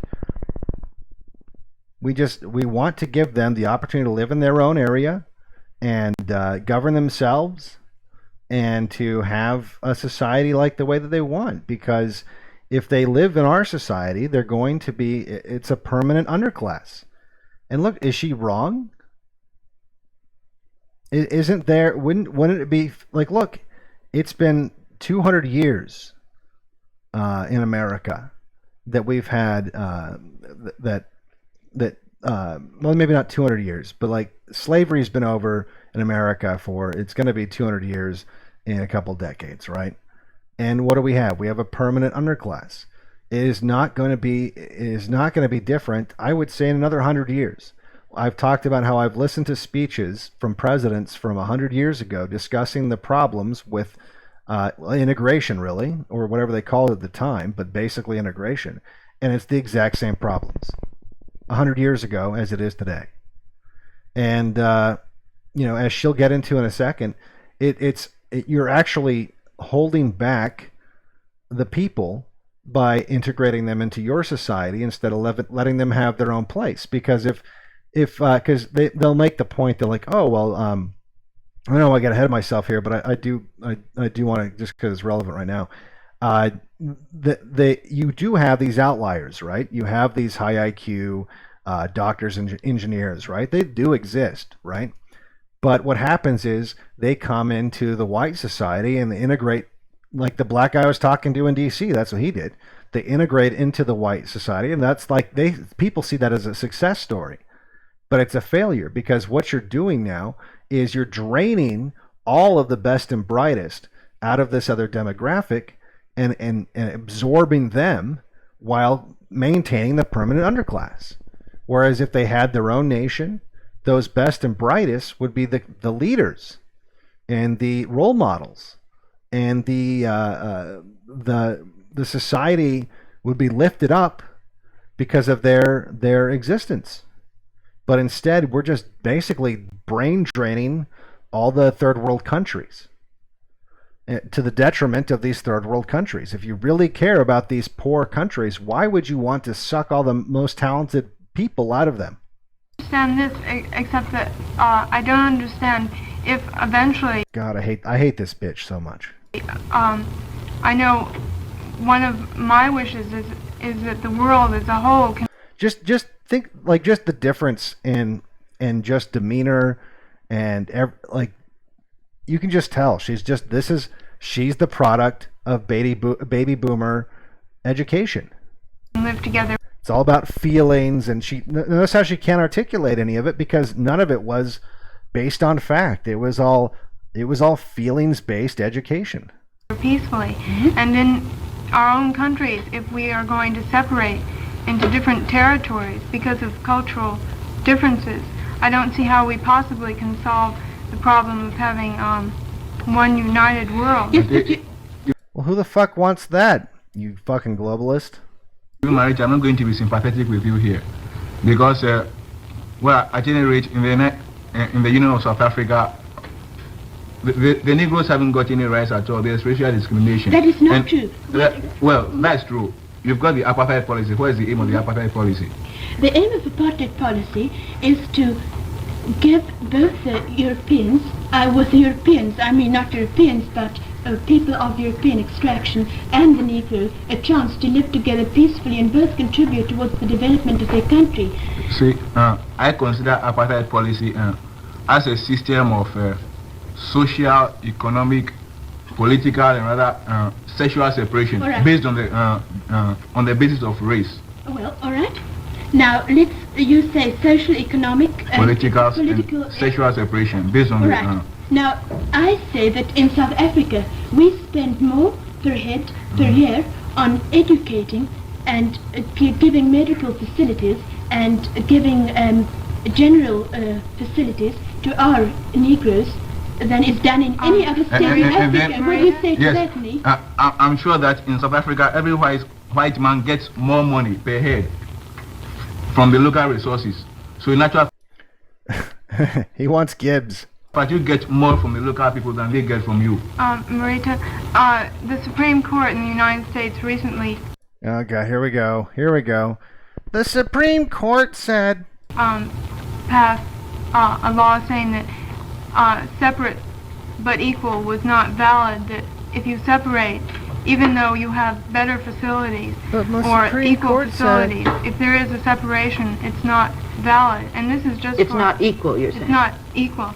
And this has happened for our own country, and I'd like to ask you as well as everyone else whether they feel this is true, whether separation can be equal. See see what they're getting at?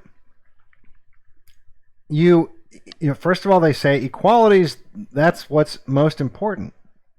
But apparently, according to her, and this is the boomer thinking, equality also includes access to your society. In other words, it would be like saying, for you to be equal to your neighbor, your next door neighbor, you have to give them keys to your house, and they have to be allowed to come in and go whenever they please. Otherwise, you're not equal. You're not equal unless you guys both have keys to your house. And by the way, you don't get keys to their house, which you wouldn't want anyway. If you've seen their house, I don't know if you guys saw their house. It's not that great. In any sense of the word. Well, I'd like to answer that question.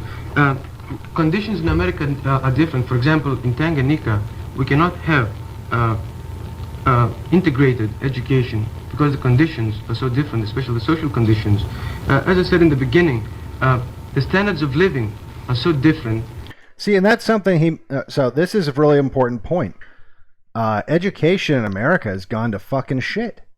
And one of the reasons is, if you have, as he said, you have integrated education, right? Where you're including people who, as he said, that when they encountered them not that long ago, we're talking like less than 100 years ago when it comes to some of these groups with at the time that this was recorded, right? Where they're in the Stone Age. And you want to put them in the same classes, same classroom as your children, what's going to have to happen necessarily, and I guarantee you a lot of people listening experience this in public schools themselves, is they have to lower the quality of the education to accommodate all these people, some of whom don't even speak English, right? Like that was the case when I was a kid. So much time of the classroom was spent working, the teacher focusing on kids that didn't speak English and were lagging behind and that weren't part of my demographic.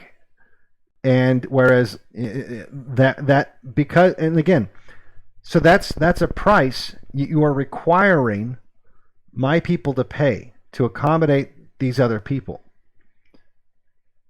And it's just not, if you want social justice, what's just about that? And the annual income of the Africans compared to the white people is so different that... I don't know why he keeps talking about income. That doesn't seem to be like irrelevant, really. Maybe he means something else because his, the English or whatever. We can't possibly have integrated education. People aren't born more ignorant than one another. Because of their... See, and there's the big boomer lie. You see, this is the boomer education at work on this chick's mind. where we're all born exactly the same. We're all made from the same goo. Race is simply cosmetic. And we all know that's not true. We know that there is very large disparities in IQ between races. Like the East Asian populations score much higher than West African populations. And there's no way around it. That's a biological reality. And so, no, we aren't born all with the same level of aptitude. If that was the case, what would mental retardation be? It's like I was saying before. Everyone would be the same height, right? Everyone would be the same height. And because no one thinks, by the way, that's the funny thing, is no one thinks that everyone's born looking exactly the same, right? That there are physical variations. So why on earth would that apply to every part of the body other than the brain? The brain, which is the most expensive organ and uses up the most genetic code. Like somehow genetics has everything to do with how tall you are, how strong you are, your body shape, your skin color, your eye color, your hair color, but your brain is just, it's a blank. Everyone gets issued the exact same brand of blank hard drive. And again, no one actually believes that either, because if that was the case, you wouldn't have Down syndrome, you wouldn't have retarded people, because they would just have, at that point, you'd have to say, well, it must have been environment, right? They don't really have Down syndrome. That's impossible. We all have the exact same brain. They can't possibly have this genetic retardation, that because we all have the exact same brain, and everyone knows genetics affects everything except for the brain. The brain can't possibly have any kind of genetic component to it. That's what this stupid ass boomer bitch is basically saying, because that's what they taught them. Their color or their race. So if you start with their education and they are educated. Yeah, if you with the educated, like with the education like I got, it made me smart. God, so she's so fucking dumb. Like she has no idea how fucking retarded she sounds. Equally and in integrated places, then the part of the so-called vicious circle will be ended, because they will be able to have equal opportunities. See, she's just regurgitating the propaganda that was spoon-fed to her entire life. That's all she's doing. You can tell she doesn't even really understand it, because it wasn't something that was understandable. It wasn't something that came from a place of reason or logic.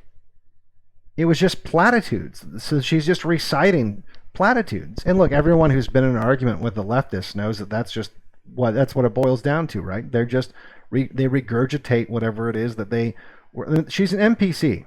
She's literally an NPC. True, but how can I live with a person who still lives in a grass hut, and who still hunts lions with his spear, and who still uses his wife as a beast to work on his field? But that's why education. Let me get a word in. I very much agree with you, Cora, because I don't see why we should have separation at all. If you have a good intention, there's no need for separation. Once you bring about the idea of separation, there's a... See, and what does the black guy say? Well, you can't possibly want separation unless you have bad intentions. I require access to your society. Because separation means that he gets the same deal. Everyone's getting the same deal, right? Like he gets his country, the Greeks get their country, right? So what's unfair about that? In fact, this guy's even saying, I forget the name of the island they keep talking about, where it's got like apparently 8 million Africans and only 20,000 whites. He's even saying, like, look, they can just fucking have it. Who cares, right? So, but no, that's not enough. They require access. They require access to your country, or you're up to no good, or you're being evil, you're being bad. There's a bad intention behind it. Yes. Well, see, and the question is, when we go to the classroom, we don't go there. Well, when we go to the classroom, we go there to work with our mentality. Well, it doesn't depend on your background, whether you kill lions with guns or with spears. But you forget the economic considerations, me. Well, Let Gus explain well, this to you. Okay. I mean, I know that there's a barrier, but we cannot expect immediate results in a generation or in a limited time. It needs thousands and thousands of years. Just imagine man passed from the Stone Age to the nuclear age after thousands and thousands of years. So we can't expect immediate results. See, and that's the exact point. He's like, look, it took thousands of years for us to get from the Stone Age to the nuclear age. And I'm sorry, you guys are still at the Stone Age. So we can, all the education in the world isn't going to change the fact that we as Europeans, for whatever reason, it doesn't matter why, we brought ourselves from the Stone Age to the nuclear age. And so when we encounter someone who's still at the Stone Age, the expectation that they're just going to magically get to the nuclear age through education is insane. It not only is it insane, it's cruel. It's cruel because they will have limited. They'll be unsuccessful in your society. They'll have limited results. And like I said, there's going to be outliers, obviously. But what happens when you have that kind of disparity? Well, then what happens is you are going to have an underclass that's going to underperform. And because you can't be honest about why that is, well, then I guess there's only one answer. It's because of racism. It's because of bigotry. It's because of prejudice. And not because of thousands of years difference in where we are in the evolutionary timeline, or whatever you want to call it. For example, Negroes here in America emerged from slavery. Gradually they started getting rights. They started playing games. They started singing. But it didn't take 1,000 years. What You said it would take thousands. God, I fucking hate this bitch. Listen to what he's saying. He's saying gradually they were doing singing, they're doing dancing, they're playing sports. That's hardly bringing about the nuclear age. All right. But that didn't take 1,000 years. Yeah, because it hasn't happened yet. We don't know how long it's going to take. And I don't want to sit around waiting to find out. And I feel no obligation to. Thousands of years. But look at the problems you still have, Cora. Just because. Well, but talking about this racial relations, I think America is far worse than South Africa. At any rate, I'm not using this difference to justify America's cause. But it is quite true that America is... Yes, all right. At least in America, it's against the law to discriminate against a person because of his color. In your case, it is rather considered lawful, isn't it? Well, I must in the first place mention the fact that what makes the big difference between America and South Africa is the numbers. America has never been faced with a position of giving rights, giving integration, and then being immediately swamped themselves. What you seem to forget is that we have in South Africa approximately 3 million out of a population of 14.5 million. Only 3 million are of European descent. That's why I'm criticizing South. See, and that's another huge difference between South Africa and America. And one thing, look, it's good news for Americans, just so you guys know. She's saying, and I don't know what the numbers are now, but I'm assuming it's still proportionate, that you've got a African population of 14 million and a white population of 3 million. So they're vastly outnumbered. And so what she's saying is like, look, if we give these guys the right to vote, like, that's it. We lose. We totally lose. We don't just like lose some political power. We don't have to just share. We lose it all.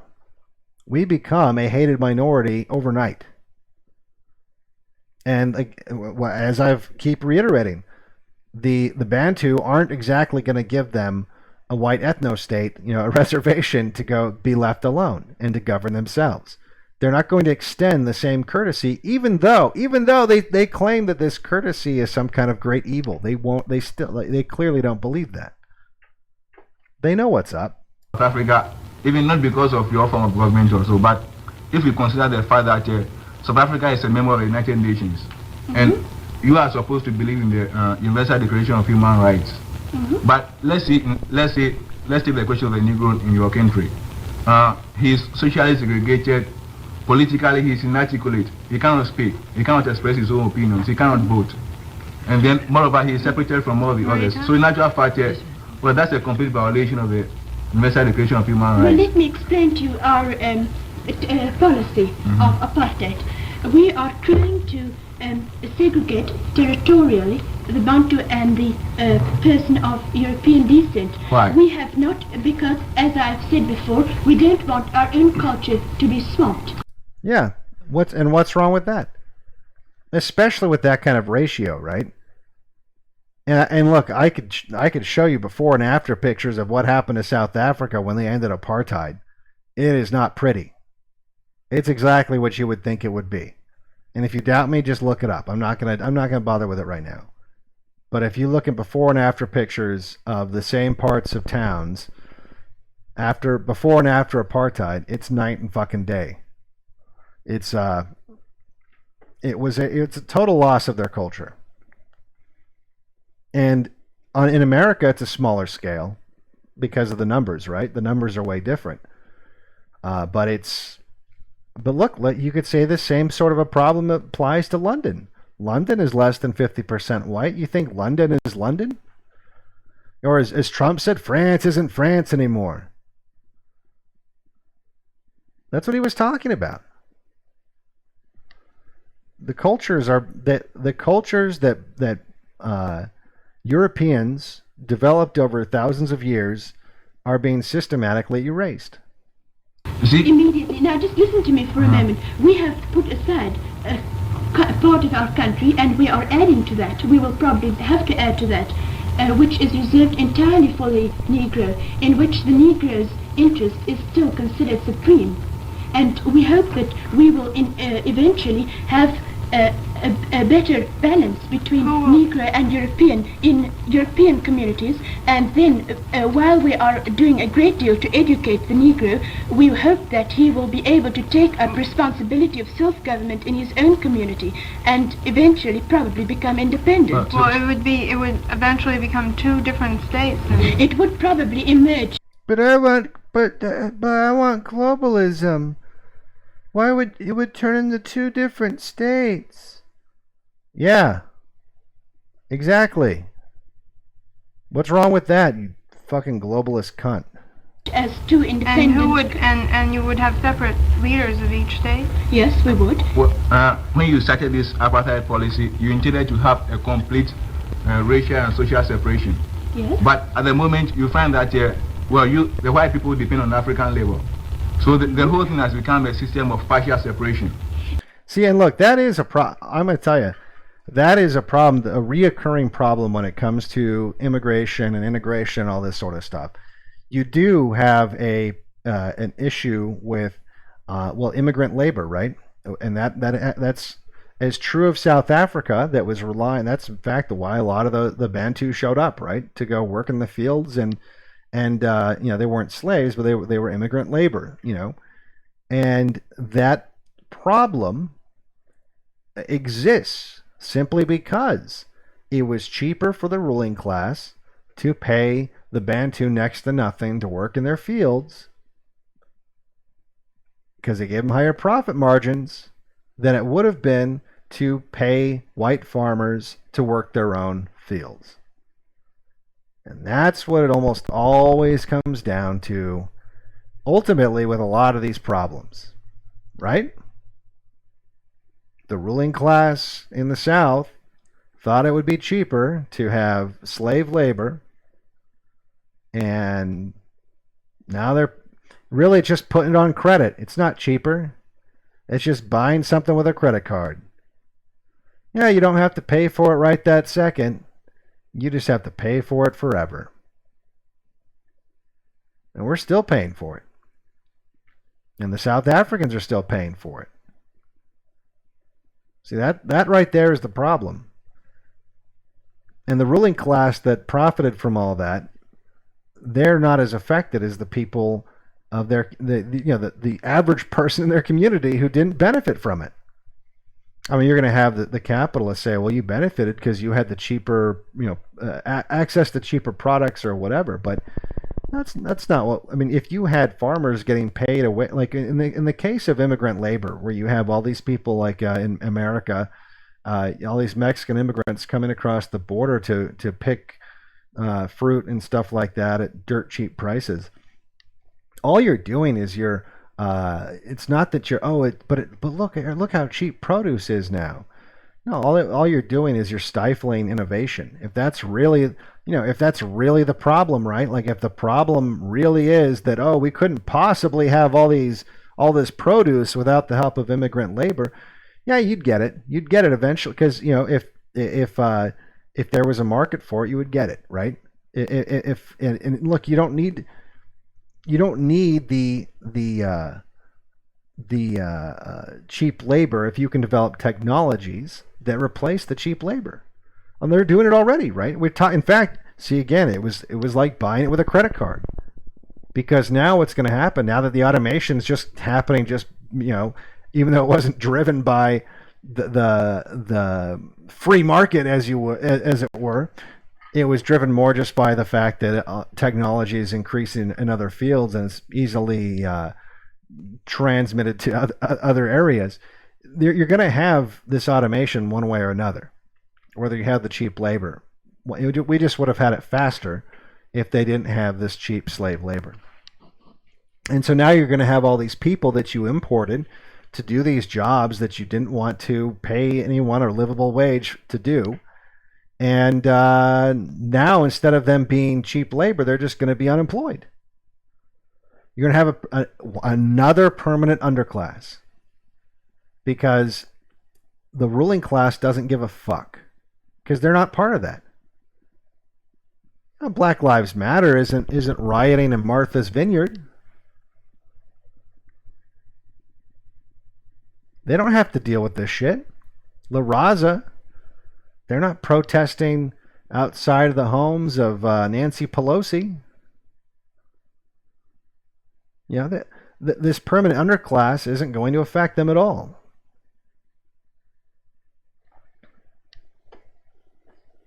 Yes, that is quite true, Lee. We have become economically integrated since the discovery of gold. Mm-hmm. And the position of... gold. I wonder who's behind the gold mines. See, it's not just the fields that they had them working. They were working gold mines. So, but yeah, same thing. And don't tell me that you're not making enough money off gold to pay white people to work in your gold mine. No, it's just greedy motherfuckers that don't give a shit about the repercussions because they don't feel them. Of Bantu living in European communities today is very difficult. I must admit that they don't have equal chances for obtaining in that particular community a good position, what you would consider a good position. That is why we are hoping that they may in their own territory get what they can never get in our territories.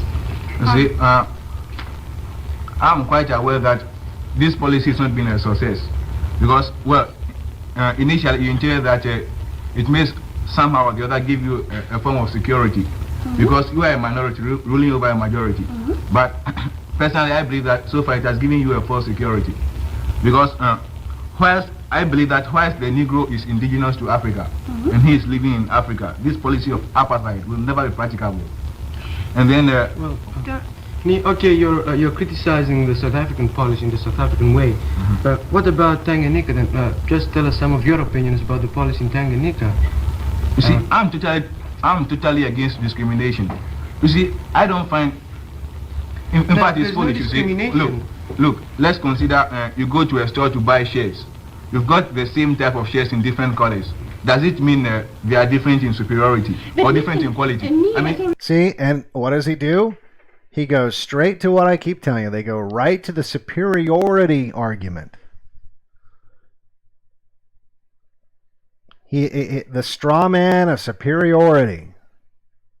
See, what he's saying is, if you go to the store and there's a pair of green shades or blue shades, they're not, the green are not superior to the blue. First of all, race is not as simple as just different colored skin. People need to.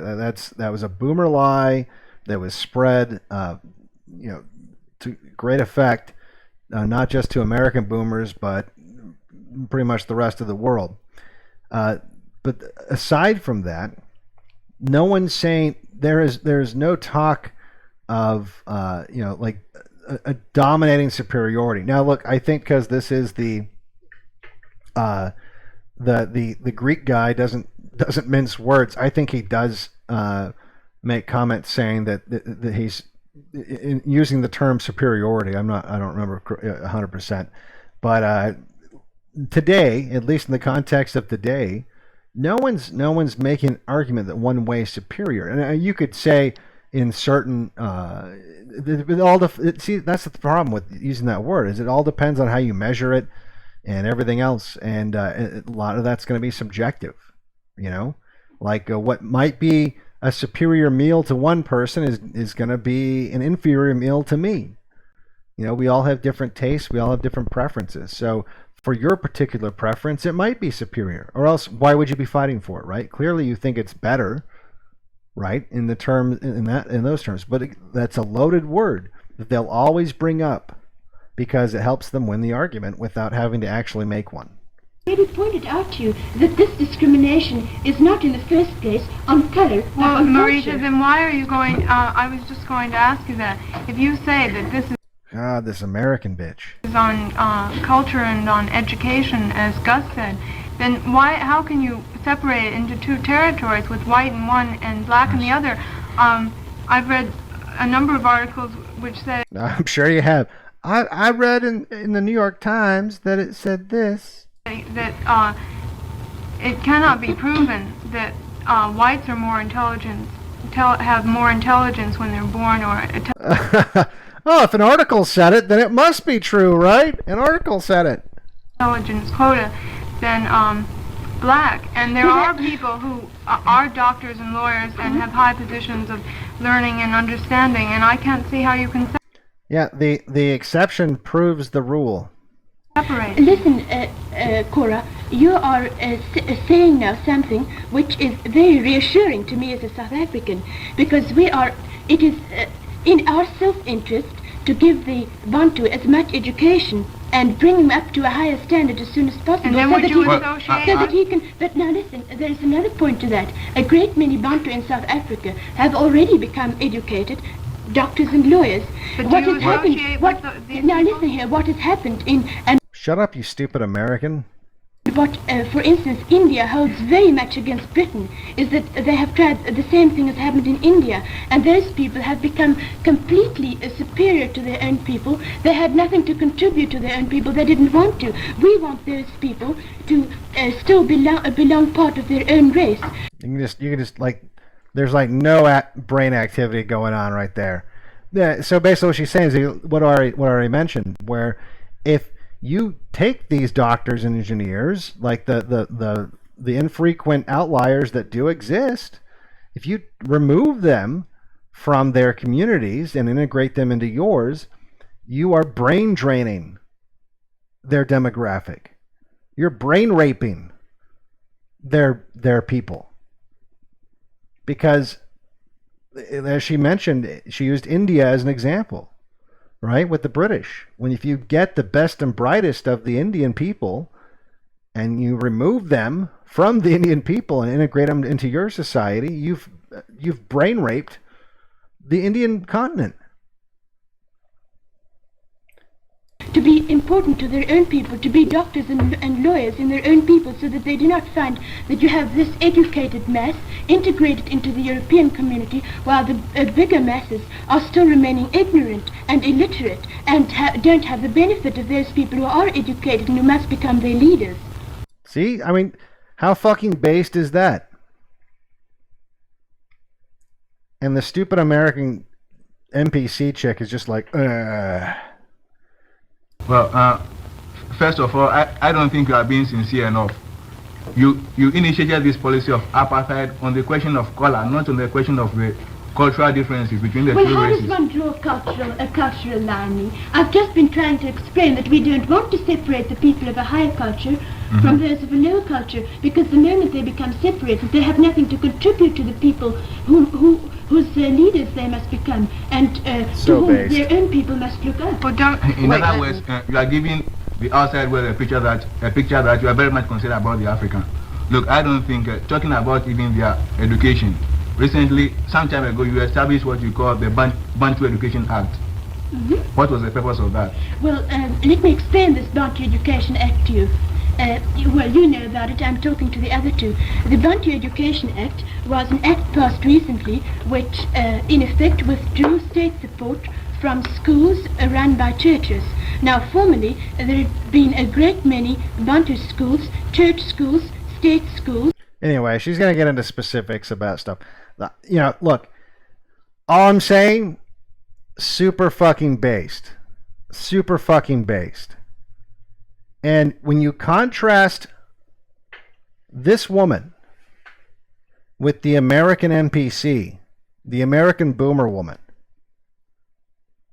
and you understand why the difference existed. Because where the American boomer woman went to school, their top priority was brainwashing her into hating her culture and to loving every other culture. Hating her people and loving every other people. Whereas this woman, was well aware of the existential threat that abolishing apartheid posed to her culture and her people. And look, they're living it now, right? It's happening now. Every fear that this woman had in 1960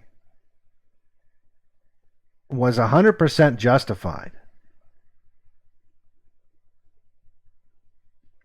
And like I said, it wasn't just I don't know what they're doing in South Africa or what they were doing back then, but holy shit.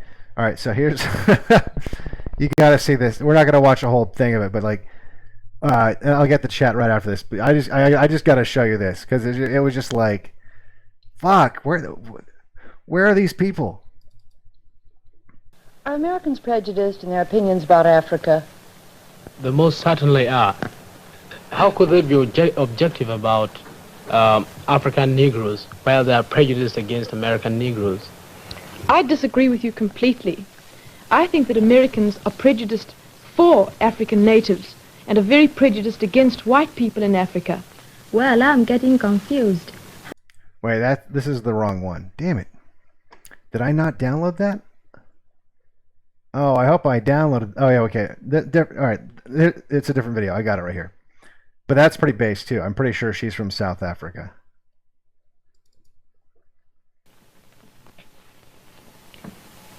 What does the word American mean to a Brazilian? Americans have a way of treating us as if we were an American colony, and we certainly don't like it. To an Ethiopian?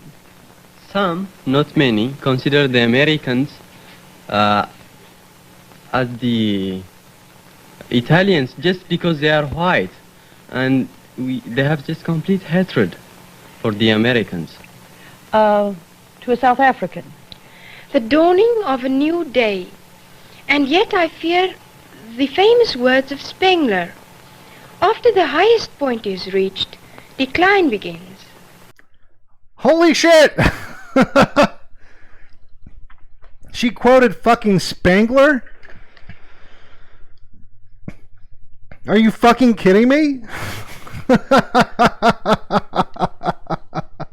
She's the South African I was talking about. Oh my god. See, she knew the West. See, South Africans, they knew. They're ahead of the game. She was like, yeah, it's a dawning of a new era, but I think the pinnacle's been reached and the decline is near. As Spengler, can you imagine? I think this is 1960. Fucking base South African. Anyway, let's take a look at chat. What do you guys think of all this? Yep, a lot of wow. Yeah, people like look up was it Oswald Spengler?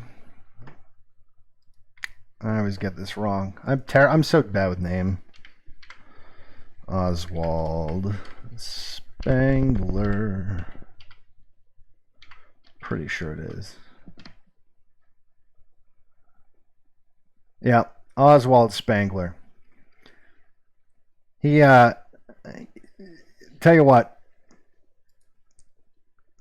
Well, no, I can't really read anything that he wrote because it's going to be too fucking long. Well, let me give you something to look up.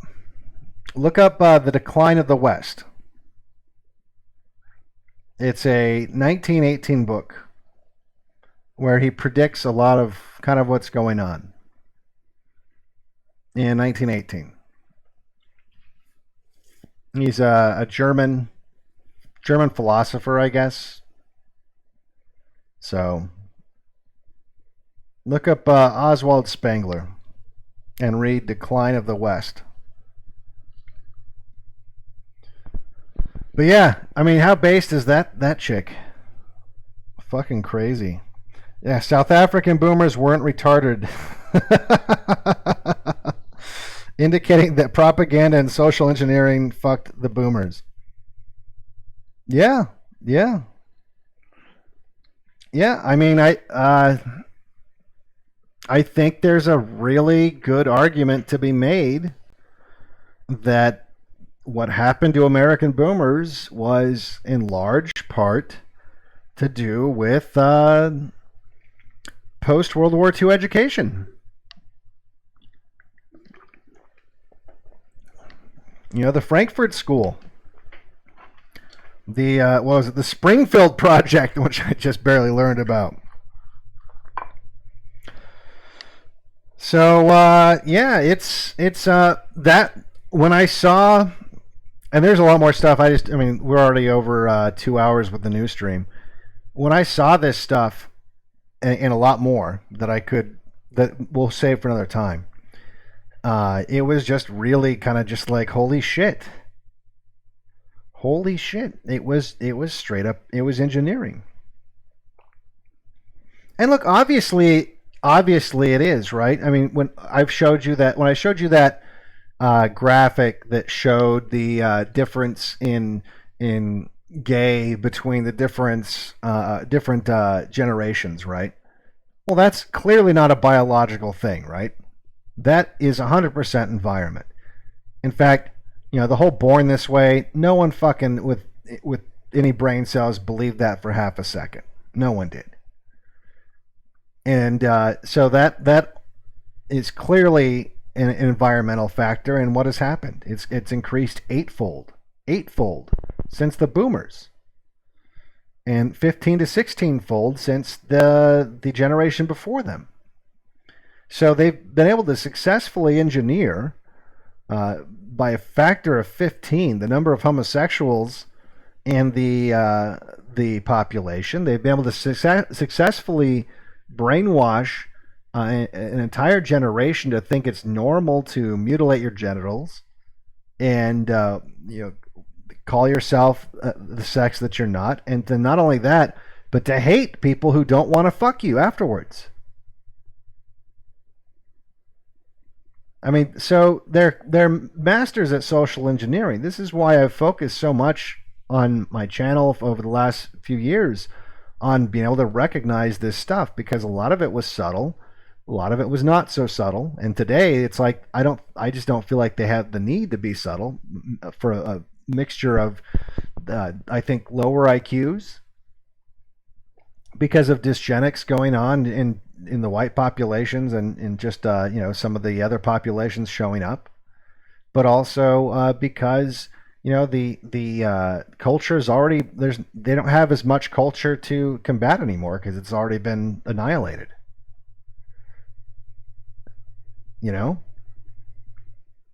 So I mean, you saw that NPC boomer lady. How do you think her kids turned out if she had any?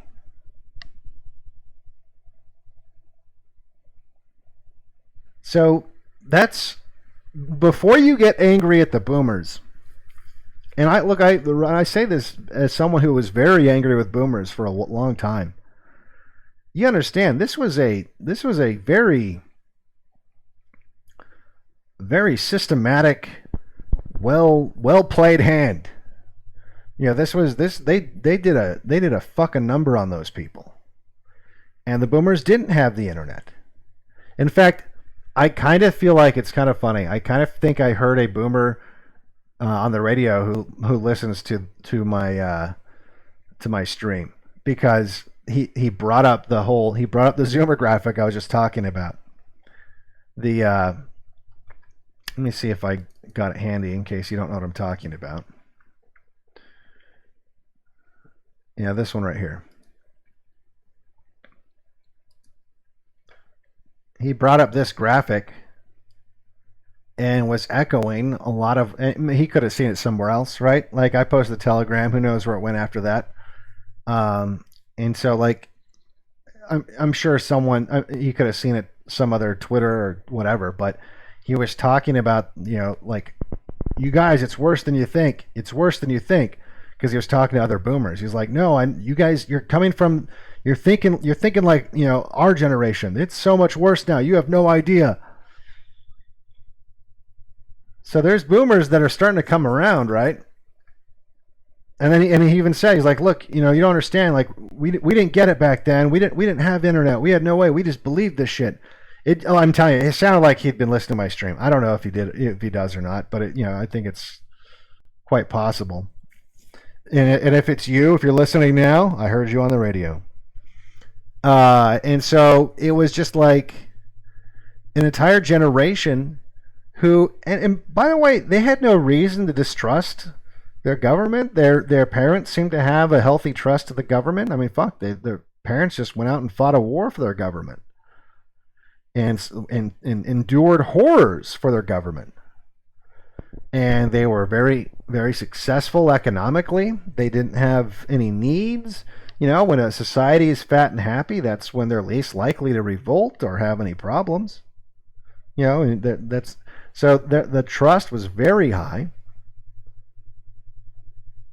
and the government took advantage of that. The ruling class took advantage of that.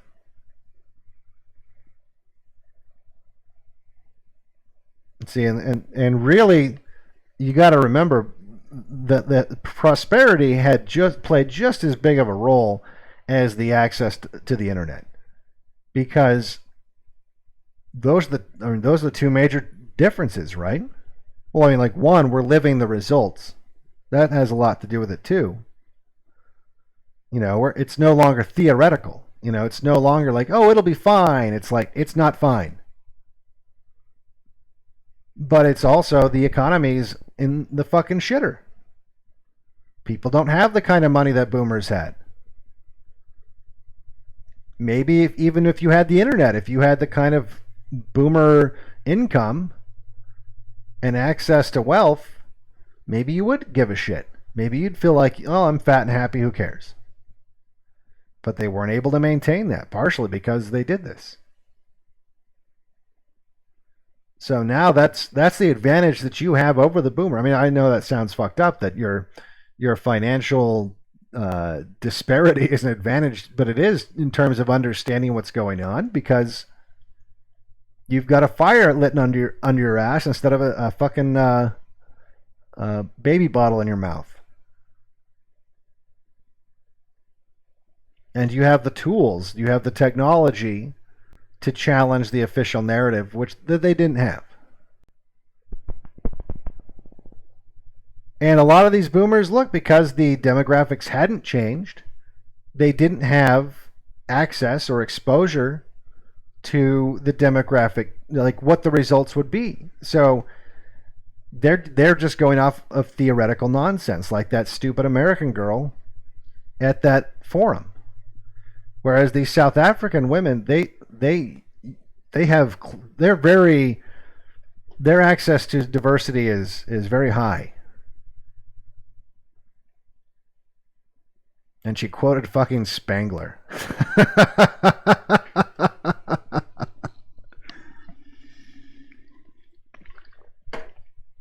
fucking based. When the economic collapse comes, do you think we should have any loyalty to our parents that dumped us off in daycare for years while they pursued their careers? That's a personal choice.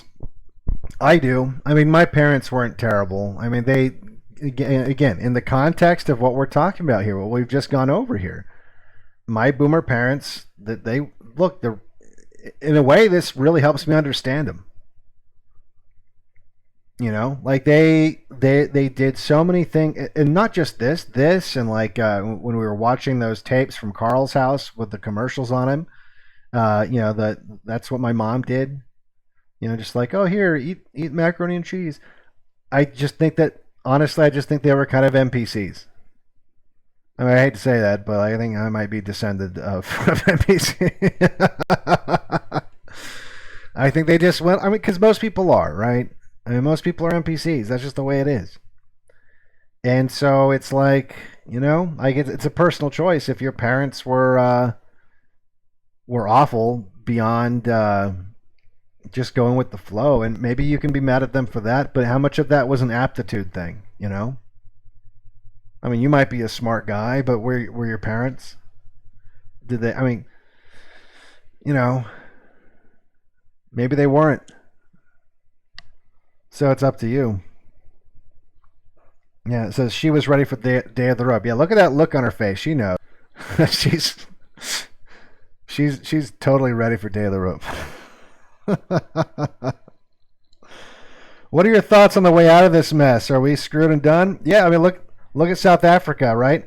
They managed to convince, I mean, the ruling class through propaganda and economic sanctions, and through shame and ridicule, managed to get from this young woman here and the woman before her, to get them from that to the mess they're in now. So, I mean, look, we don't have the tools, excuse me, to fight that politically, at least.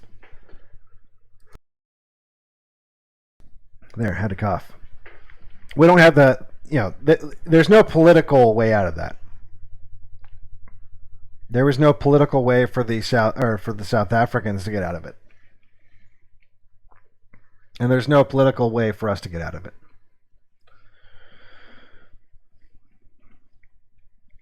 So, city by city, in the U.S. is now becoming South Africa. Well, it's a little different in that, I mean, look, South Africa, like she was saying, the numbers were wildly different. They were not just the minority, but like very much the minority, right? And we have just recently become the minority. In fact, when I was looking for all these videos, I should have downloaded this video from the Atlantic, and you know, look at who runs that paper. It came up from. It was a video that little short, like, you know, one of those shareable 3-minute, like almost like a PragerU kind of video, 3 minutes long, and it was talking about how it only changed after Trump got elected, but he was saying by 2017. No, he said actually, this video came out in 2016. He said that whites were already the minority in 2016.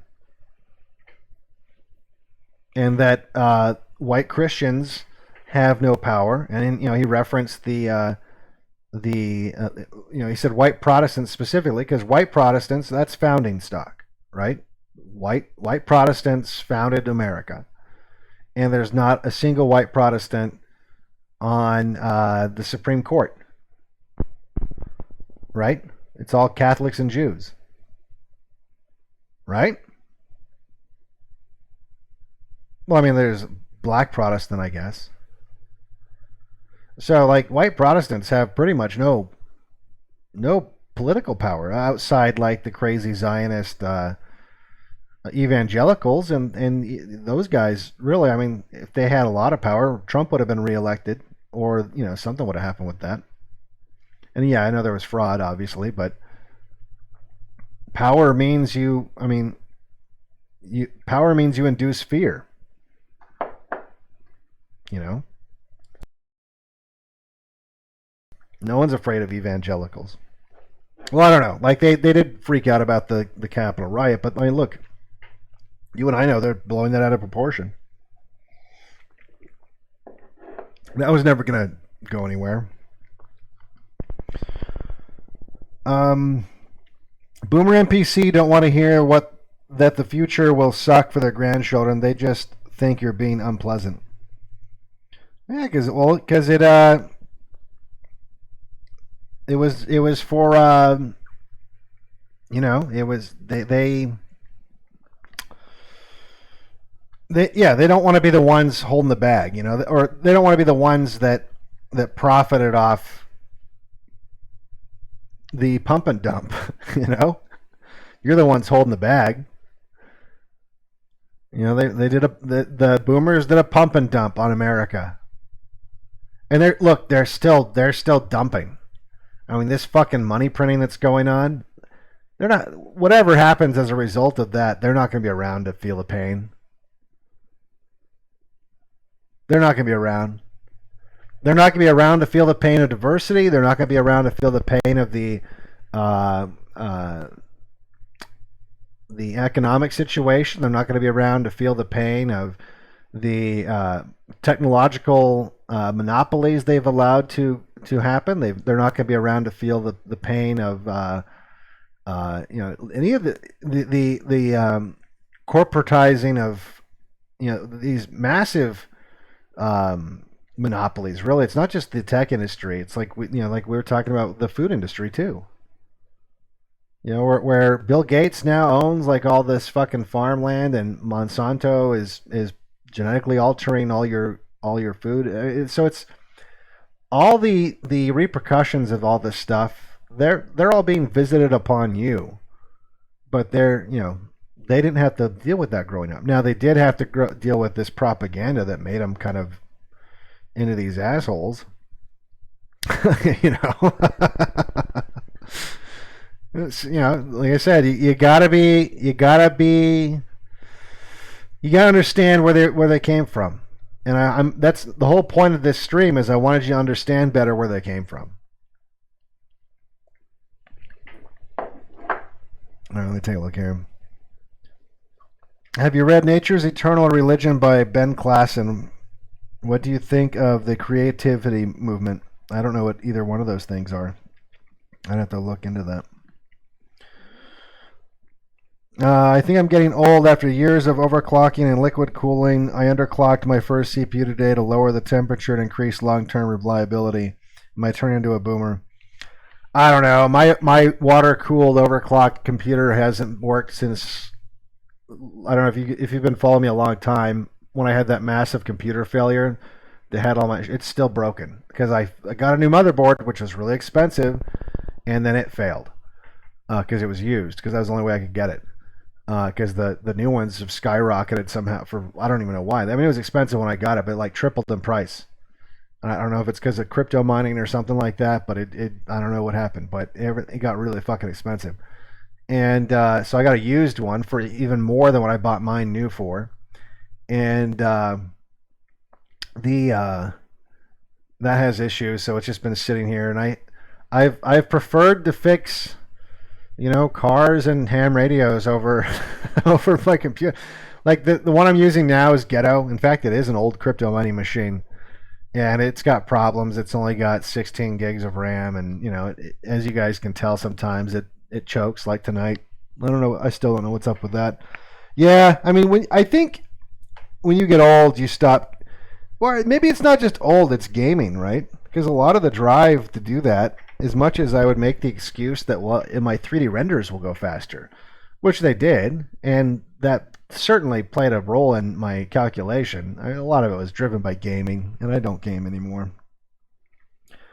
Plato said, "Give me the child for 7 years, and I will show you a man." Lenin devised a way to program them in only 4 years via a centralized education system, aka public schools, and universal child care. The younger they get the kids, the faster it happens. Absolutely. Absolutely. Absolutely. Someone said $80 for a good motherboard. Yeah, no, you don't know what you're talking about. The motherboard that I'm talking about is add another 0. Add another 0. See, here's the thing. I've got dual Xeons with 64 gigs of RAM. You're not going to find an $80 motherboard that supports that. I had 56 cores on that machine. And 64 gigs of RAM. And now I've got like 6 cores or something and 16 gigs of RAM.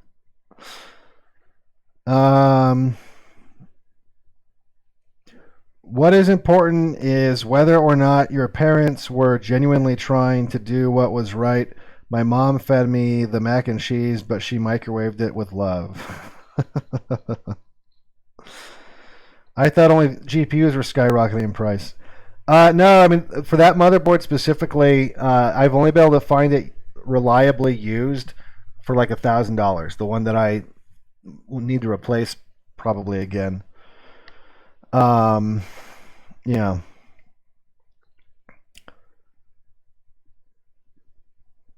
Even Sam Hyde is pilling people on the cancer that is gaming. Yeah. Like I said, don't be a goomer. Don't be a goomer. It's literally the same thing. It's a step above watching porn. I never lived somewhere with a high Nordic population. Neither have I. BTC over 51K right now. Yeah, I mean, that's the one the ruling class has chosen. I'm not saying don't make money off it, but just realize all indications point to the ruling class being in favor for Bitcoin right now. I'm still running on an i7. That's fine. My 56 cores, I think, were actually only i5, but they were server Xeons. So they had like a shit ton of cache RAM and other stuff while on 56 cores. I mean, it was dual CPUs, so that it was 28 cores per. I'm always disappointed to find an otherwise cogent content creator game streaming. Whatever. They'll come around, And look, I came from that culture, gaming culture. And look, I went through a phase where instead of ham radios, my thing was arcade machines, MAME machines and emulation and pinball machines, and look, I still have a full-sized arcade machine that I built. I don't use it. I haven't used it in, I don't know, like a few years. It hasn't been turned on for a few years. So it's just sitting in a room. But I get it. I get that culture, and I get that being part of your childhood, right? And so and being a big part of what to do, because that's just what white kids do. I mean, it's where else can you be safe and interact and get your aggression out without in a safe. It's the safe. Honestly, it's the safest way you can be a man. And which is kind of the problem, right? Which in a lot of ways kind of turns you into a pussy in some ways, because it is the safest way to be a man, when we should be looking at dangerous ways you can be a man. Because without risk, there's no reward. But it's a risk-free way that people can feel like men and turn their dopamine, tickle their dopamine like they're accomplishing shit. Like I went at length about this, where, oh, look, you unlocked this. Oh, you got an award. You got this goal. It's just crack for young men. In the same way porn is. So I get it, but it's still degenerate, especially if I think in moderation, there's nothing wrong with it. If I played Miss Pac-Man for 20 minutes a week or something like that, it wouldn't be like the end of the world. But if you sit there and play Fortnite for 8 hours a day, or even like 4 hours a day, that's kind of fucked up. I mean, it's fucked up. All right, let's take a look here. Cool, I do that stuff too. Retro gaming once in a while is okay. Last emulator I built has been sitting for a year now. Yeah, I mean, there's just more important things in life, right? And if I'm going to be working on electronics, I'd rather work on something that's actually going to be useful to me. Like in the case of the radios or on the cars and stuff like that. Like I would rather shift from an entertainment, like focusing my energy on entertainment, because that's really the big problem. Is men and just Americans, or maybe the West. I don't know. Just the West is obsessed with entertainment. They're obsessed with entertainment. What kind of entertainment do you think, not the baby boomers, but the generation before them had? Not a lot. You're bombarded with entertainment. You've got like on your phone. Just think of just what entertainment is available on your phone. You've got games. You've got social media. You've got movies. You've got music. I mean, it's an entertainment machine in your pocket, and it holds the kind of entertainment that it wasn't even available to people just a couple generations ago. People are obsessed with entertainment, and so was I. I was obsessed. Look, I was in the entertainment business, But in the same way that I shifted, the engineering side of my brain, I guess, towards useful endeavors. I've shifted my broadcasting talents, I guess, in the same way, where it's no longer I want to make movies. I mean, I still want to make movies, right? We're making that movie, but like my focus is about helping people now, and not like I want to do this cool science fiction movie. It's no longer just this mindless entertainment obsession, which I had. I mean, I was big into video games. I was big into movies. I was, moderately into music. I mean, but this isn't out of the ordinary. This is most men of the West. Most men of the West are big into entertainment. So much of, in fact, I bet if you were to really think about it, how much of your life is tied to entertainment? It'd be a shocking number. Like if you were to work out the percentage of your life that is spent being entertained. It is what it is. Let's take a look here. I wish we had a school fight club that was depicted in the Nazi propaganda. It would have made me grow up. So, you're talking about like where they have the Hitler Youth boxing stuff or whatever? Yeah, I mean, it'd be cool to have. I would say it's not a bad thing to put your kids through. Something that's more aggressive than just soccer or something like that, right? And by the way, especially with homeschool, it's so much easier to teach your kid how to box by himself. You know what I mean? Like that's the perfect extracurricular, like physical activity.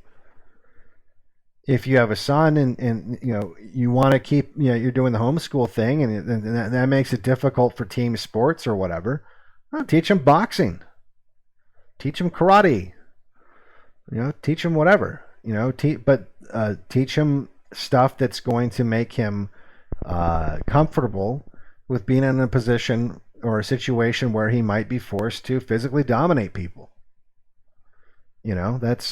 Make it so he's not afraid of being punched. See, if you're playing video games all day in your safe little gaming chair, not getting punched in the face, if that situation, when shit gets real, and we've all seen this, right? Look, how many videos have you seen where a white kid starts getting beat up by diversity and doesn't even react? He just sits there and gets punched and just takes it and just stands there as they beat the shit out of him. How many? You've all seen that video 1,000 times. They just stare at their shoes and get their ass beat. And it's infuriating to watch. But that's because, like I've said, look, Zoomers haven't been punched in the fucking face. A lot of Zoomers just need to be punched in the face and see what it's like. They do. They just need. I'm just saying. Like a lot of Zoomers, their contact with violence is digital. Most of them have never actually been in contact with violence. And then when they meet diversity violence, they don't know how to react. It's terrifying. And they just get fucking owned. And the reason why their opponent seems to be so dominant is, look, they have a lot of contact with violence. They're very comfortable with it.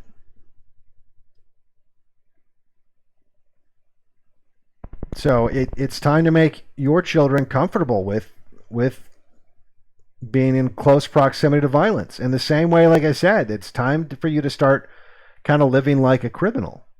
You know, living with with the understanding that the state sees you as something bad. And they have, like, as we just saw those videos, they've been actively trying to get rid of you for over 70 years. And they're not going to stop now. So you need, in fact, they're getting just progressively more aggressive. You also need to prepare for the fact that you no longer live in the same kind of polite society. I mean, fuck, like this woman here on the screen. The fact that she can say the kinds of things that she said, and like no one's like jumping across the fucking table at her trying to kill her and screaming Nazi. Right? And this was at some like upper class New York bullshit of thing. And it was totally fine. There was a civility back then that doesn't exist anymore. Because the West is slowly becoming less civilized. Because why? Because people from less civilized parts of the world are coming, and what are the whites told to do? Embrace this culture and reject your own. So what's happening? Necessarily, we're becoming less civilized. We're slowly beginning to resemble the origins of our demographics. So that's just the way that it is. So as a result, I mean, you're going to have to prepare accordingly. And plus, it's just good to get punched in the face. Just to get it over with. I mean, okay, it's not that bad. Yeah, you bleed a lot. Your face bleeds a lot. Like a lot, sometimes. I've been in a lot of fights, and my face is bled like a fucking waterfall. Like, where like it's shocking. Like you get concerned. You're like, it doesn't hurt that bad, but like there's a lot of blood. Like I hope I'm okay. But your face also heals pretty fast, right? So it's not a big deal. It heals remarkably fast in some cases. Let's see here.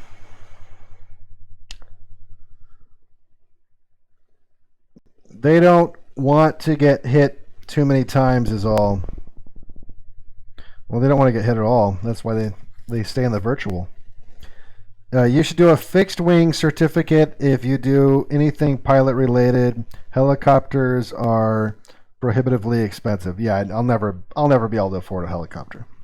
I know there's some guy who wants me to make a helicopter, but I don't have the time or money to do that either.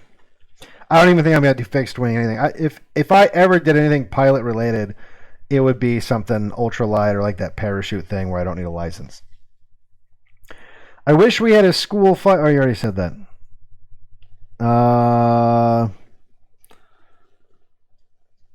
I ran into a wall once and broke my arm and kept playing. Does this make me cool or dumb? I don't know. It depends on how bad you broke your arm. Usually you go into shock when you break a bone or anything, substantial like that. So you might not have felt it. But you couldn't have broken it too bad if you were still playing. It's not like it was hanging, from not like you had like a jagged bone sticking out of your arm. How is the movie community and email responses coming along? Have you decided on which platform to use? I have not. I told you I'll get everyone. I'll get to you by Tuesday Tuesday's stream. I needed my.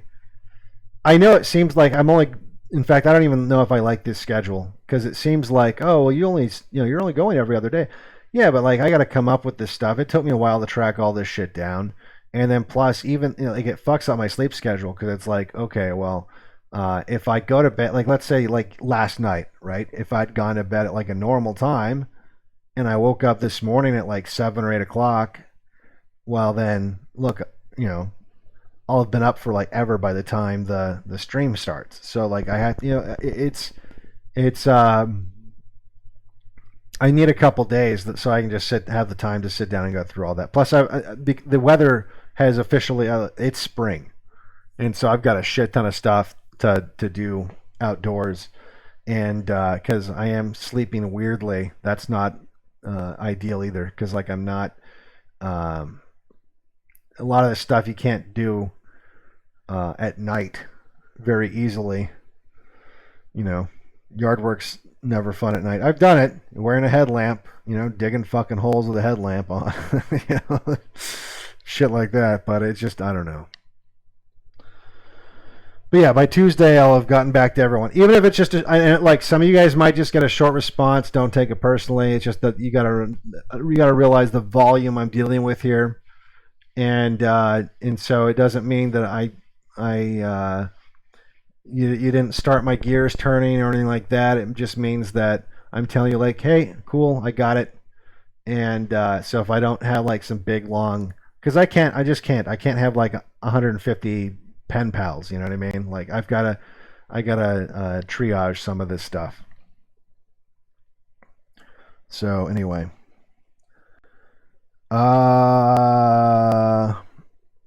Devon is about to buy some NVGs. No, that's too expensive too. I don't really need them.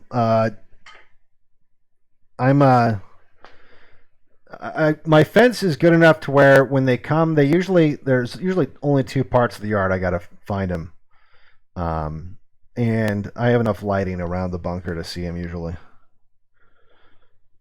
Adding under God to the pledge to me was a signal of the end of the Christian domination in America. Prior to that, it was implicit that everyone in America had God-given rights. When they felt they had to make it explicit, it is more easily attackable. Yeah, I mean, I guess you're right. Like the fact that they felt that they had to say that probably does denote that they were starting to. That was probably the beginning of the existential threat. You know what I mean? So, am I going to eat the rabbits that I kill? Not yet. I don't know how to do that, so right now I feed them to the coyotes. I mean, I'm assuming it's the coyotes. If I throw them over the fence, they're gone the next morning. So I'm assuming the coyotes are getting them. Just buy a flare gun, then you can see. See, here's the thing though. You got to be sneaky. You got to be fucking. I mean, they're pretty quick. And they can hear you coming, especially with the kind of soil that I've got. When I walk around, it makes noise. It's hard to, because I got lots of mulch everywhere and rocks, and it's just like noisy ground to walk on. So I have to be really fucking stealth when I sneak up on them. In fact, I got like this. It's like the kill corner. It's like this corner of fencing that's impervious. Because it's actually totally different. It's instead of like the chicken wire, I had the money when I was still monetized on things like that to get hardware cloth, which is expensive as fuck if you get like a bunch of it. So there's this like part of my fence that's like totally impervious. Like squirrels can't get through it, nothing can, because it's like this hardware cloth. And so if I can corral whatever it is that's on my side of the fence into that kill corner, it's gone. Like if I can scare them in that direction, they usually run for the corner because there's like this tree in the corner, and so they go thinking they can like hide behind it or whatever. And then, a lot of squirrels have met their doom in that corner, and quite a few rabbits as well. So I just got to scare them into the kill corner.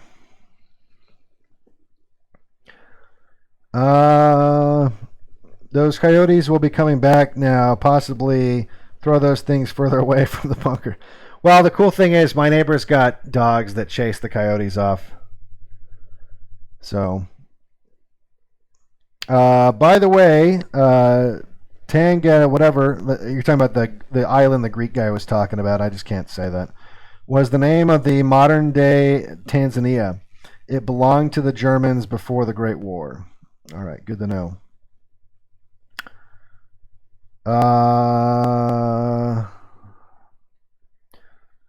22 revolver is fun to hunt rabbits. I just use a pellet gun. It's technically, I guess, one. It's what is it? I guess it'd be 17 caliber. Cause it's a .177. But it kills squirrels dead usually in one shot. I feel really bad when they're still alive after one, but they're usually pretty close to dead after one. The rabbits, I've had to put 3 in them a couple times, but I'm trying to get better at hitting them in the head. But it definitely immobilizes the rabbits after one shot, that's for sure. And then you just got to be quick and humane about it.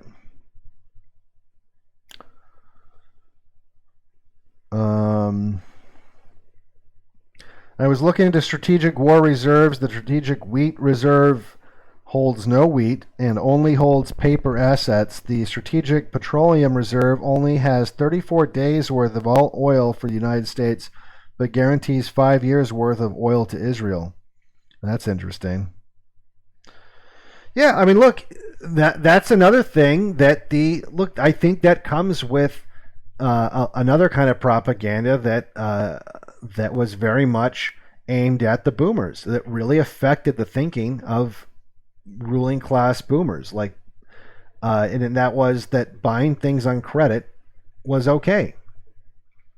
That used to be something that you wanted to do very rarely. Very rarely. Like your home, would be something that you would get a mortgage for. But there wasn't like credit cards. There was no such thing as credit cards. And even like, I don't think with cars, getting car loans wasn't nearly the thing that now it's just like you pretty much, unless you're rich, you have to get a car loan, right? Because a car costs like fucking $20,000 up, So it's, I think that they acclimated the boomers to buying things on credit. Buy now, pay later. And they've essentially done exactly that with everything. And like I said, they won't be alive when the bill shows up. Which is partially why I think they probably ended up doing that. Hey, Devon, thanks for what you do. I learned a lot from you over the last few years. Much gratitude. Well, appreciate it. Thanks for being here. Are you familiar with the War Games post on 4chan where some strategist anon said that in case of civil war the government would lose instantly? Would you think that is close? Well, they would lose instantly if there was a unified organized uprising. Then yes, they would lose immediately. But look, I mean, there's no What are the two things the right isn't? Unified and organized. So they don't have anything to worry about right now. There's no unity on the right, and there's no organization on the right. It's just the way it is. It's just a bunch of people, just needling each other and fucking sniping at each other and attacking their petty differences, and doing gay like dick measuring contests and everything else, and afraid to organize. You know, afraid of feds and all this stuff. So they got nothing to worry about. I mean, look at the response. Look at the response to, like I said, a largely ununified, unorganized breach of the Capitol. I mean, that was just look. Whatever they say, what they say, but we all know it was just like maybe it was some spurgy fucking oath keepers, and who knows, right? I don't know. Maybe a handful of them had maybe 20, right? 20 spurgy militia guys had like some kind of stupid plan. But look, that was not the group that was at the Capitol was neither unified or organized with the intention of overrunning the Capitol. Or they would have. They would have. Right? Because just the few people that were disorganized and not really unified that went in there got shockingly far in there, right?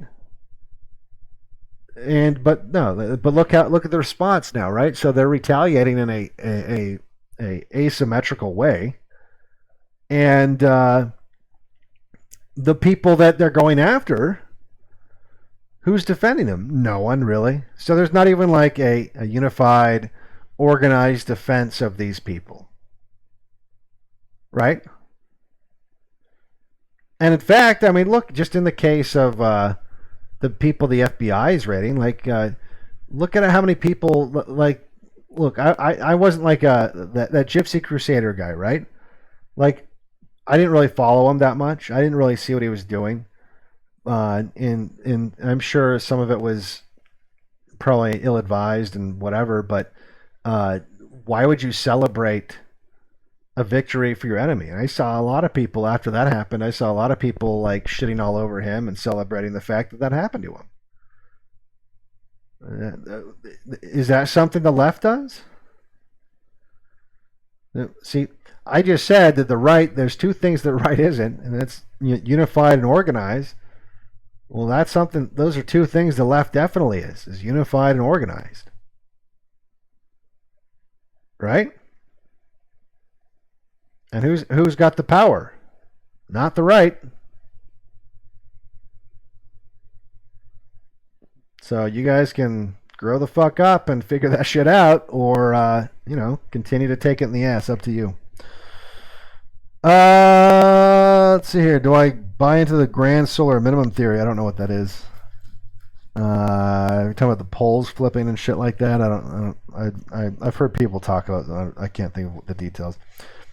I also remember someone that works for an electrical grid company say that it is very easy to black out entire states. Looking at what happened in Texas, I'm thinking, it's exceptionally easy. It's exceptionally. In fact, and they ABC News, or I think it was ABC News, did a whole thing about how had one of the transformers not, or if they hadn't, basically if someone hadn't flipped a switch.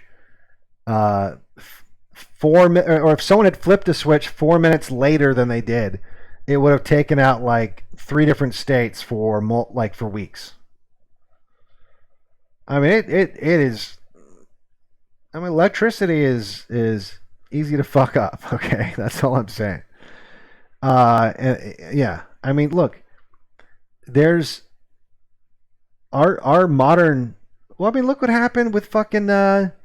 With the COVID stuff, the second people freaked out, like look how quickly stores ran out of like toilet paper, right?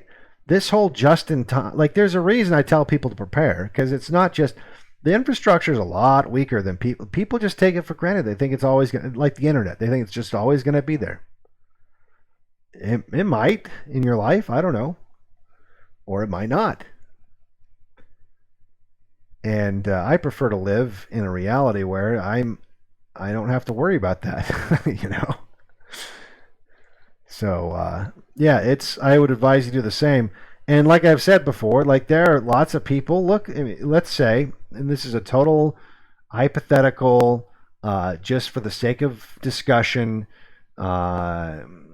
just totally fictional scenario here. But if let's just say you had a group that wanted to shut power off, right? But if they do that, that's the kind of thing that doesn't just hurt your opposition. If you rely on power, that hurts you too, right? That's a mutual wound if you're not prepared. Or let's say water, right? Let's say you're some kind of revolutionary movement and you want to attack the state, and you think a good way to do it is by shutting your water off. Well, now you don't have water, right? And so you're not even going to you're not even going to entertain that as an option because you don't have water. You're going to, it'd be suicidal, right? So in this, like I said, just for the sake of just talking about this fictional scenario, any group that isn't sufficiently prepared with enough redundancies and preparations to weather a storm that they're making, they're not going to make it because it's going to hurt them equally. It's like I've said in previous videos, if you require the system for survival, even if intellectually you hate the system and you want to fight the system, you're going to be, on a very real level, instinctual, survival level, you're going to be afraid of the system having problems because that's going to give you problems. If you're living paycheck to paycheck and you're eating out every meal and you don't have any food you lose your job at the wage cucking global homo conglomerate, you're fucked. So if you're working one of these jobs and that's how you're living paycheck to paycheck, you're making just enough to pay rent, and then pay for all your food and all your entertainment, and that's how a lot of young men live. I'm not calling you out. I'm just calling, that's what we do, where you're just basically funding your fun, and you're not really preparing for anything that might be coming around the corner, right? Then the idea that the system goes down, that's terrifying idea.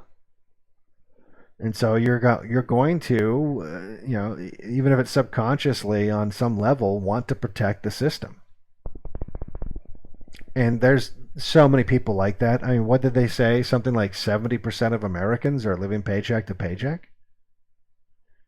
And that doesn't, I don't think that figure includes who's on welfare. Like how many, I don't know what the number is. Like if 70%, right, are living paycheck to paycheck, what's the percentage of people who are on disability?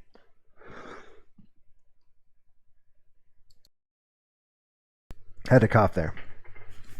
So it's just part of the reality that if no group is ever going to want to go after the system if they need it to survive. So that's why the whole, like when John Mark was pushing that civil war is so easy and it's going to happen in the military be on our side. It was such a cartoon version of reality, like it was just that's not it's way more complicated than that. And there really is not even enough unity on the right or in any kind of patriot movement or whatever you want to call it. There's just of any substantial number at least to where anything would happen. Like the only way that stood a chance is if Trump had nutted up and been like a leader in a scenario like that, because enough people would have followed him.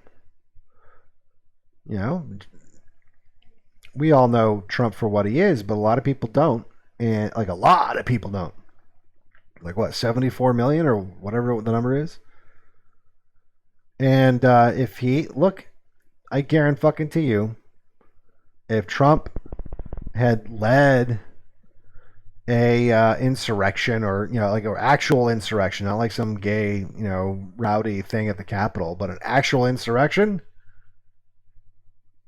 he'd be president right now. By now it would have been, even if he wasn't in D.C., if he was he was leading it from like Mar-a-Lago or something like that, because the fighting was still going on. Because I'm sure like it would have dragged out for a while. You'd have states like California and stuff like that, not just going along, but enough states. Like if he had talked with governors beforehand and said, "Look, they're fucking me out of this election. You know it. I know it.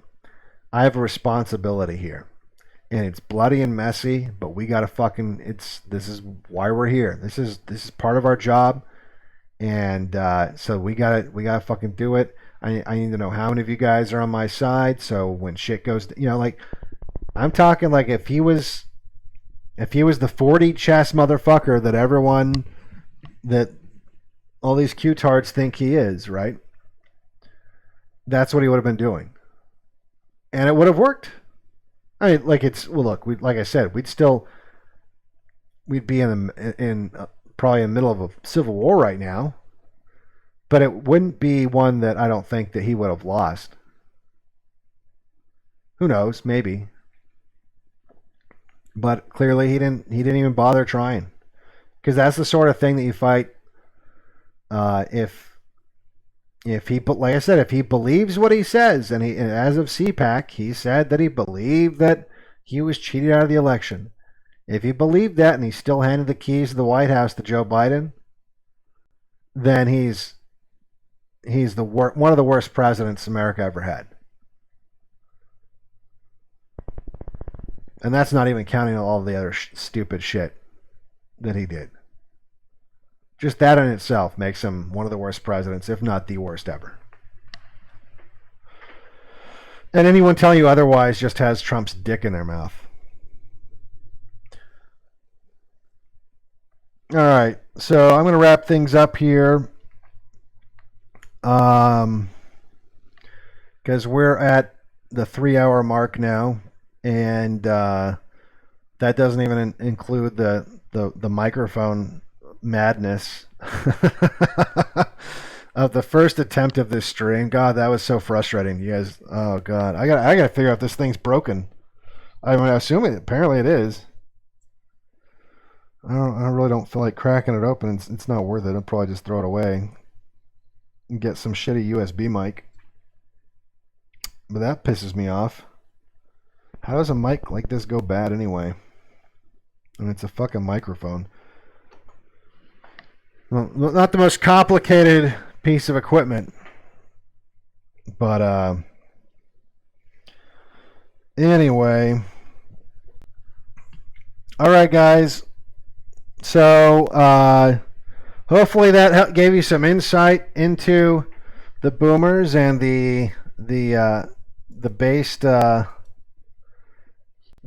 South African lady here.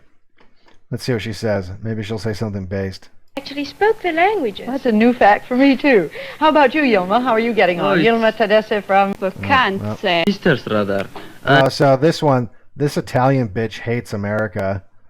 Like I watched part of this. And the Ethiopian guy hates black people, which is kind of funny. Because Ethiopians, believe it or not, they are not the same. They're not the same as West Africans. They're really not. There's a significant Ethiopian population in DC, and they hate black people, and they don't consider themselves black. And there's an IQ difference. I don't know. I'm sure it's documented somewhere. I don't know what it would be, but it's kind of funny watching this guy. Like he hates Africans. And gets mad when they say that he's a Negro.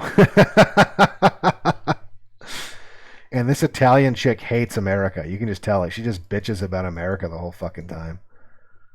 The Statue of Liberty. Now, I'm glad we've got it. And the Brazilian chick is mad that she keeps complaining that the boys don't ask her out, which is a little weird. Yeah, the South African girl doesn't say much. Her intro was awesome. I don't think she has any like super based like rants though. Oh, here we go. Let's see what she says here. I really saw it in my country. Yoma, just to get back to another point, do you then think, for instance, it's fair that if there is discrimination in Ethiopia, even between, well, the same race and the same nation... Not the same race, of course the same nation. The same nation. But do you think then it's fair to judge South Africans as white towards black? If you... Yep, she's based. Of course she's based. Yeah, because the guy was saying, like, earlier in the part of the video I did watch, he was like, he even said, he used the word superior. He's like, we are superior to these other castes in Ethiopia, because he's from the upper caste of Ethiopia. And he saw no problem with that, but still wanted to criticize the South Africans' treatment of the Bantu or whatever. So, anyway, I'm going to take off now and go actually look for... In fact, this is what I'll be doing probably after every stream for the next little bit, is gonna go get me some rabbits. So you guys have a good evening. For Blackpilled, I am, of course, Devon Stack. The Black Frank Gelada, a gangster judge, therefore unprosecutable. The blackish, menial, negroidic in appearance and demeanor, felon, vicious, parroting puppet, ex-district attorney Nassau County, can watch my Frankenstein eyesight television playback of this felonious, lowly, sodomistic display by the felon, sodomist Judge William Sullivan and his lowly felon slut wife during my trial in Nassau.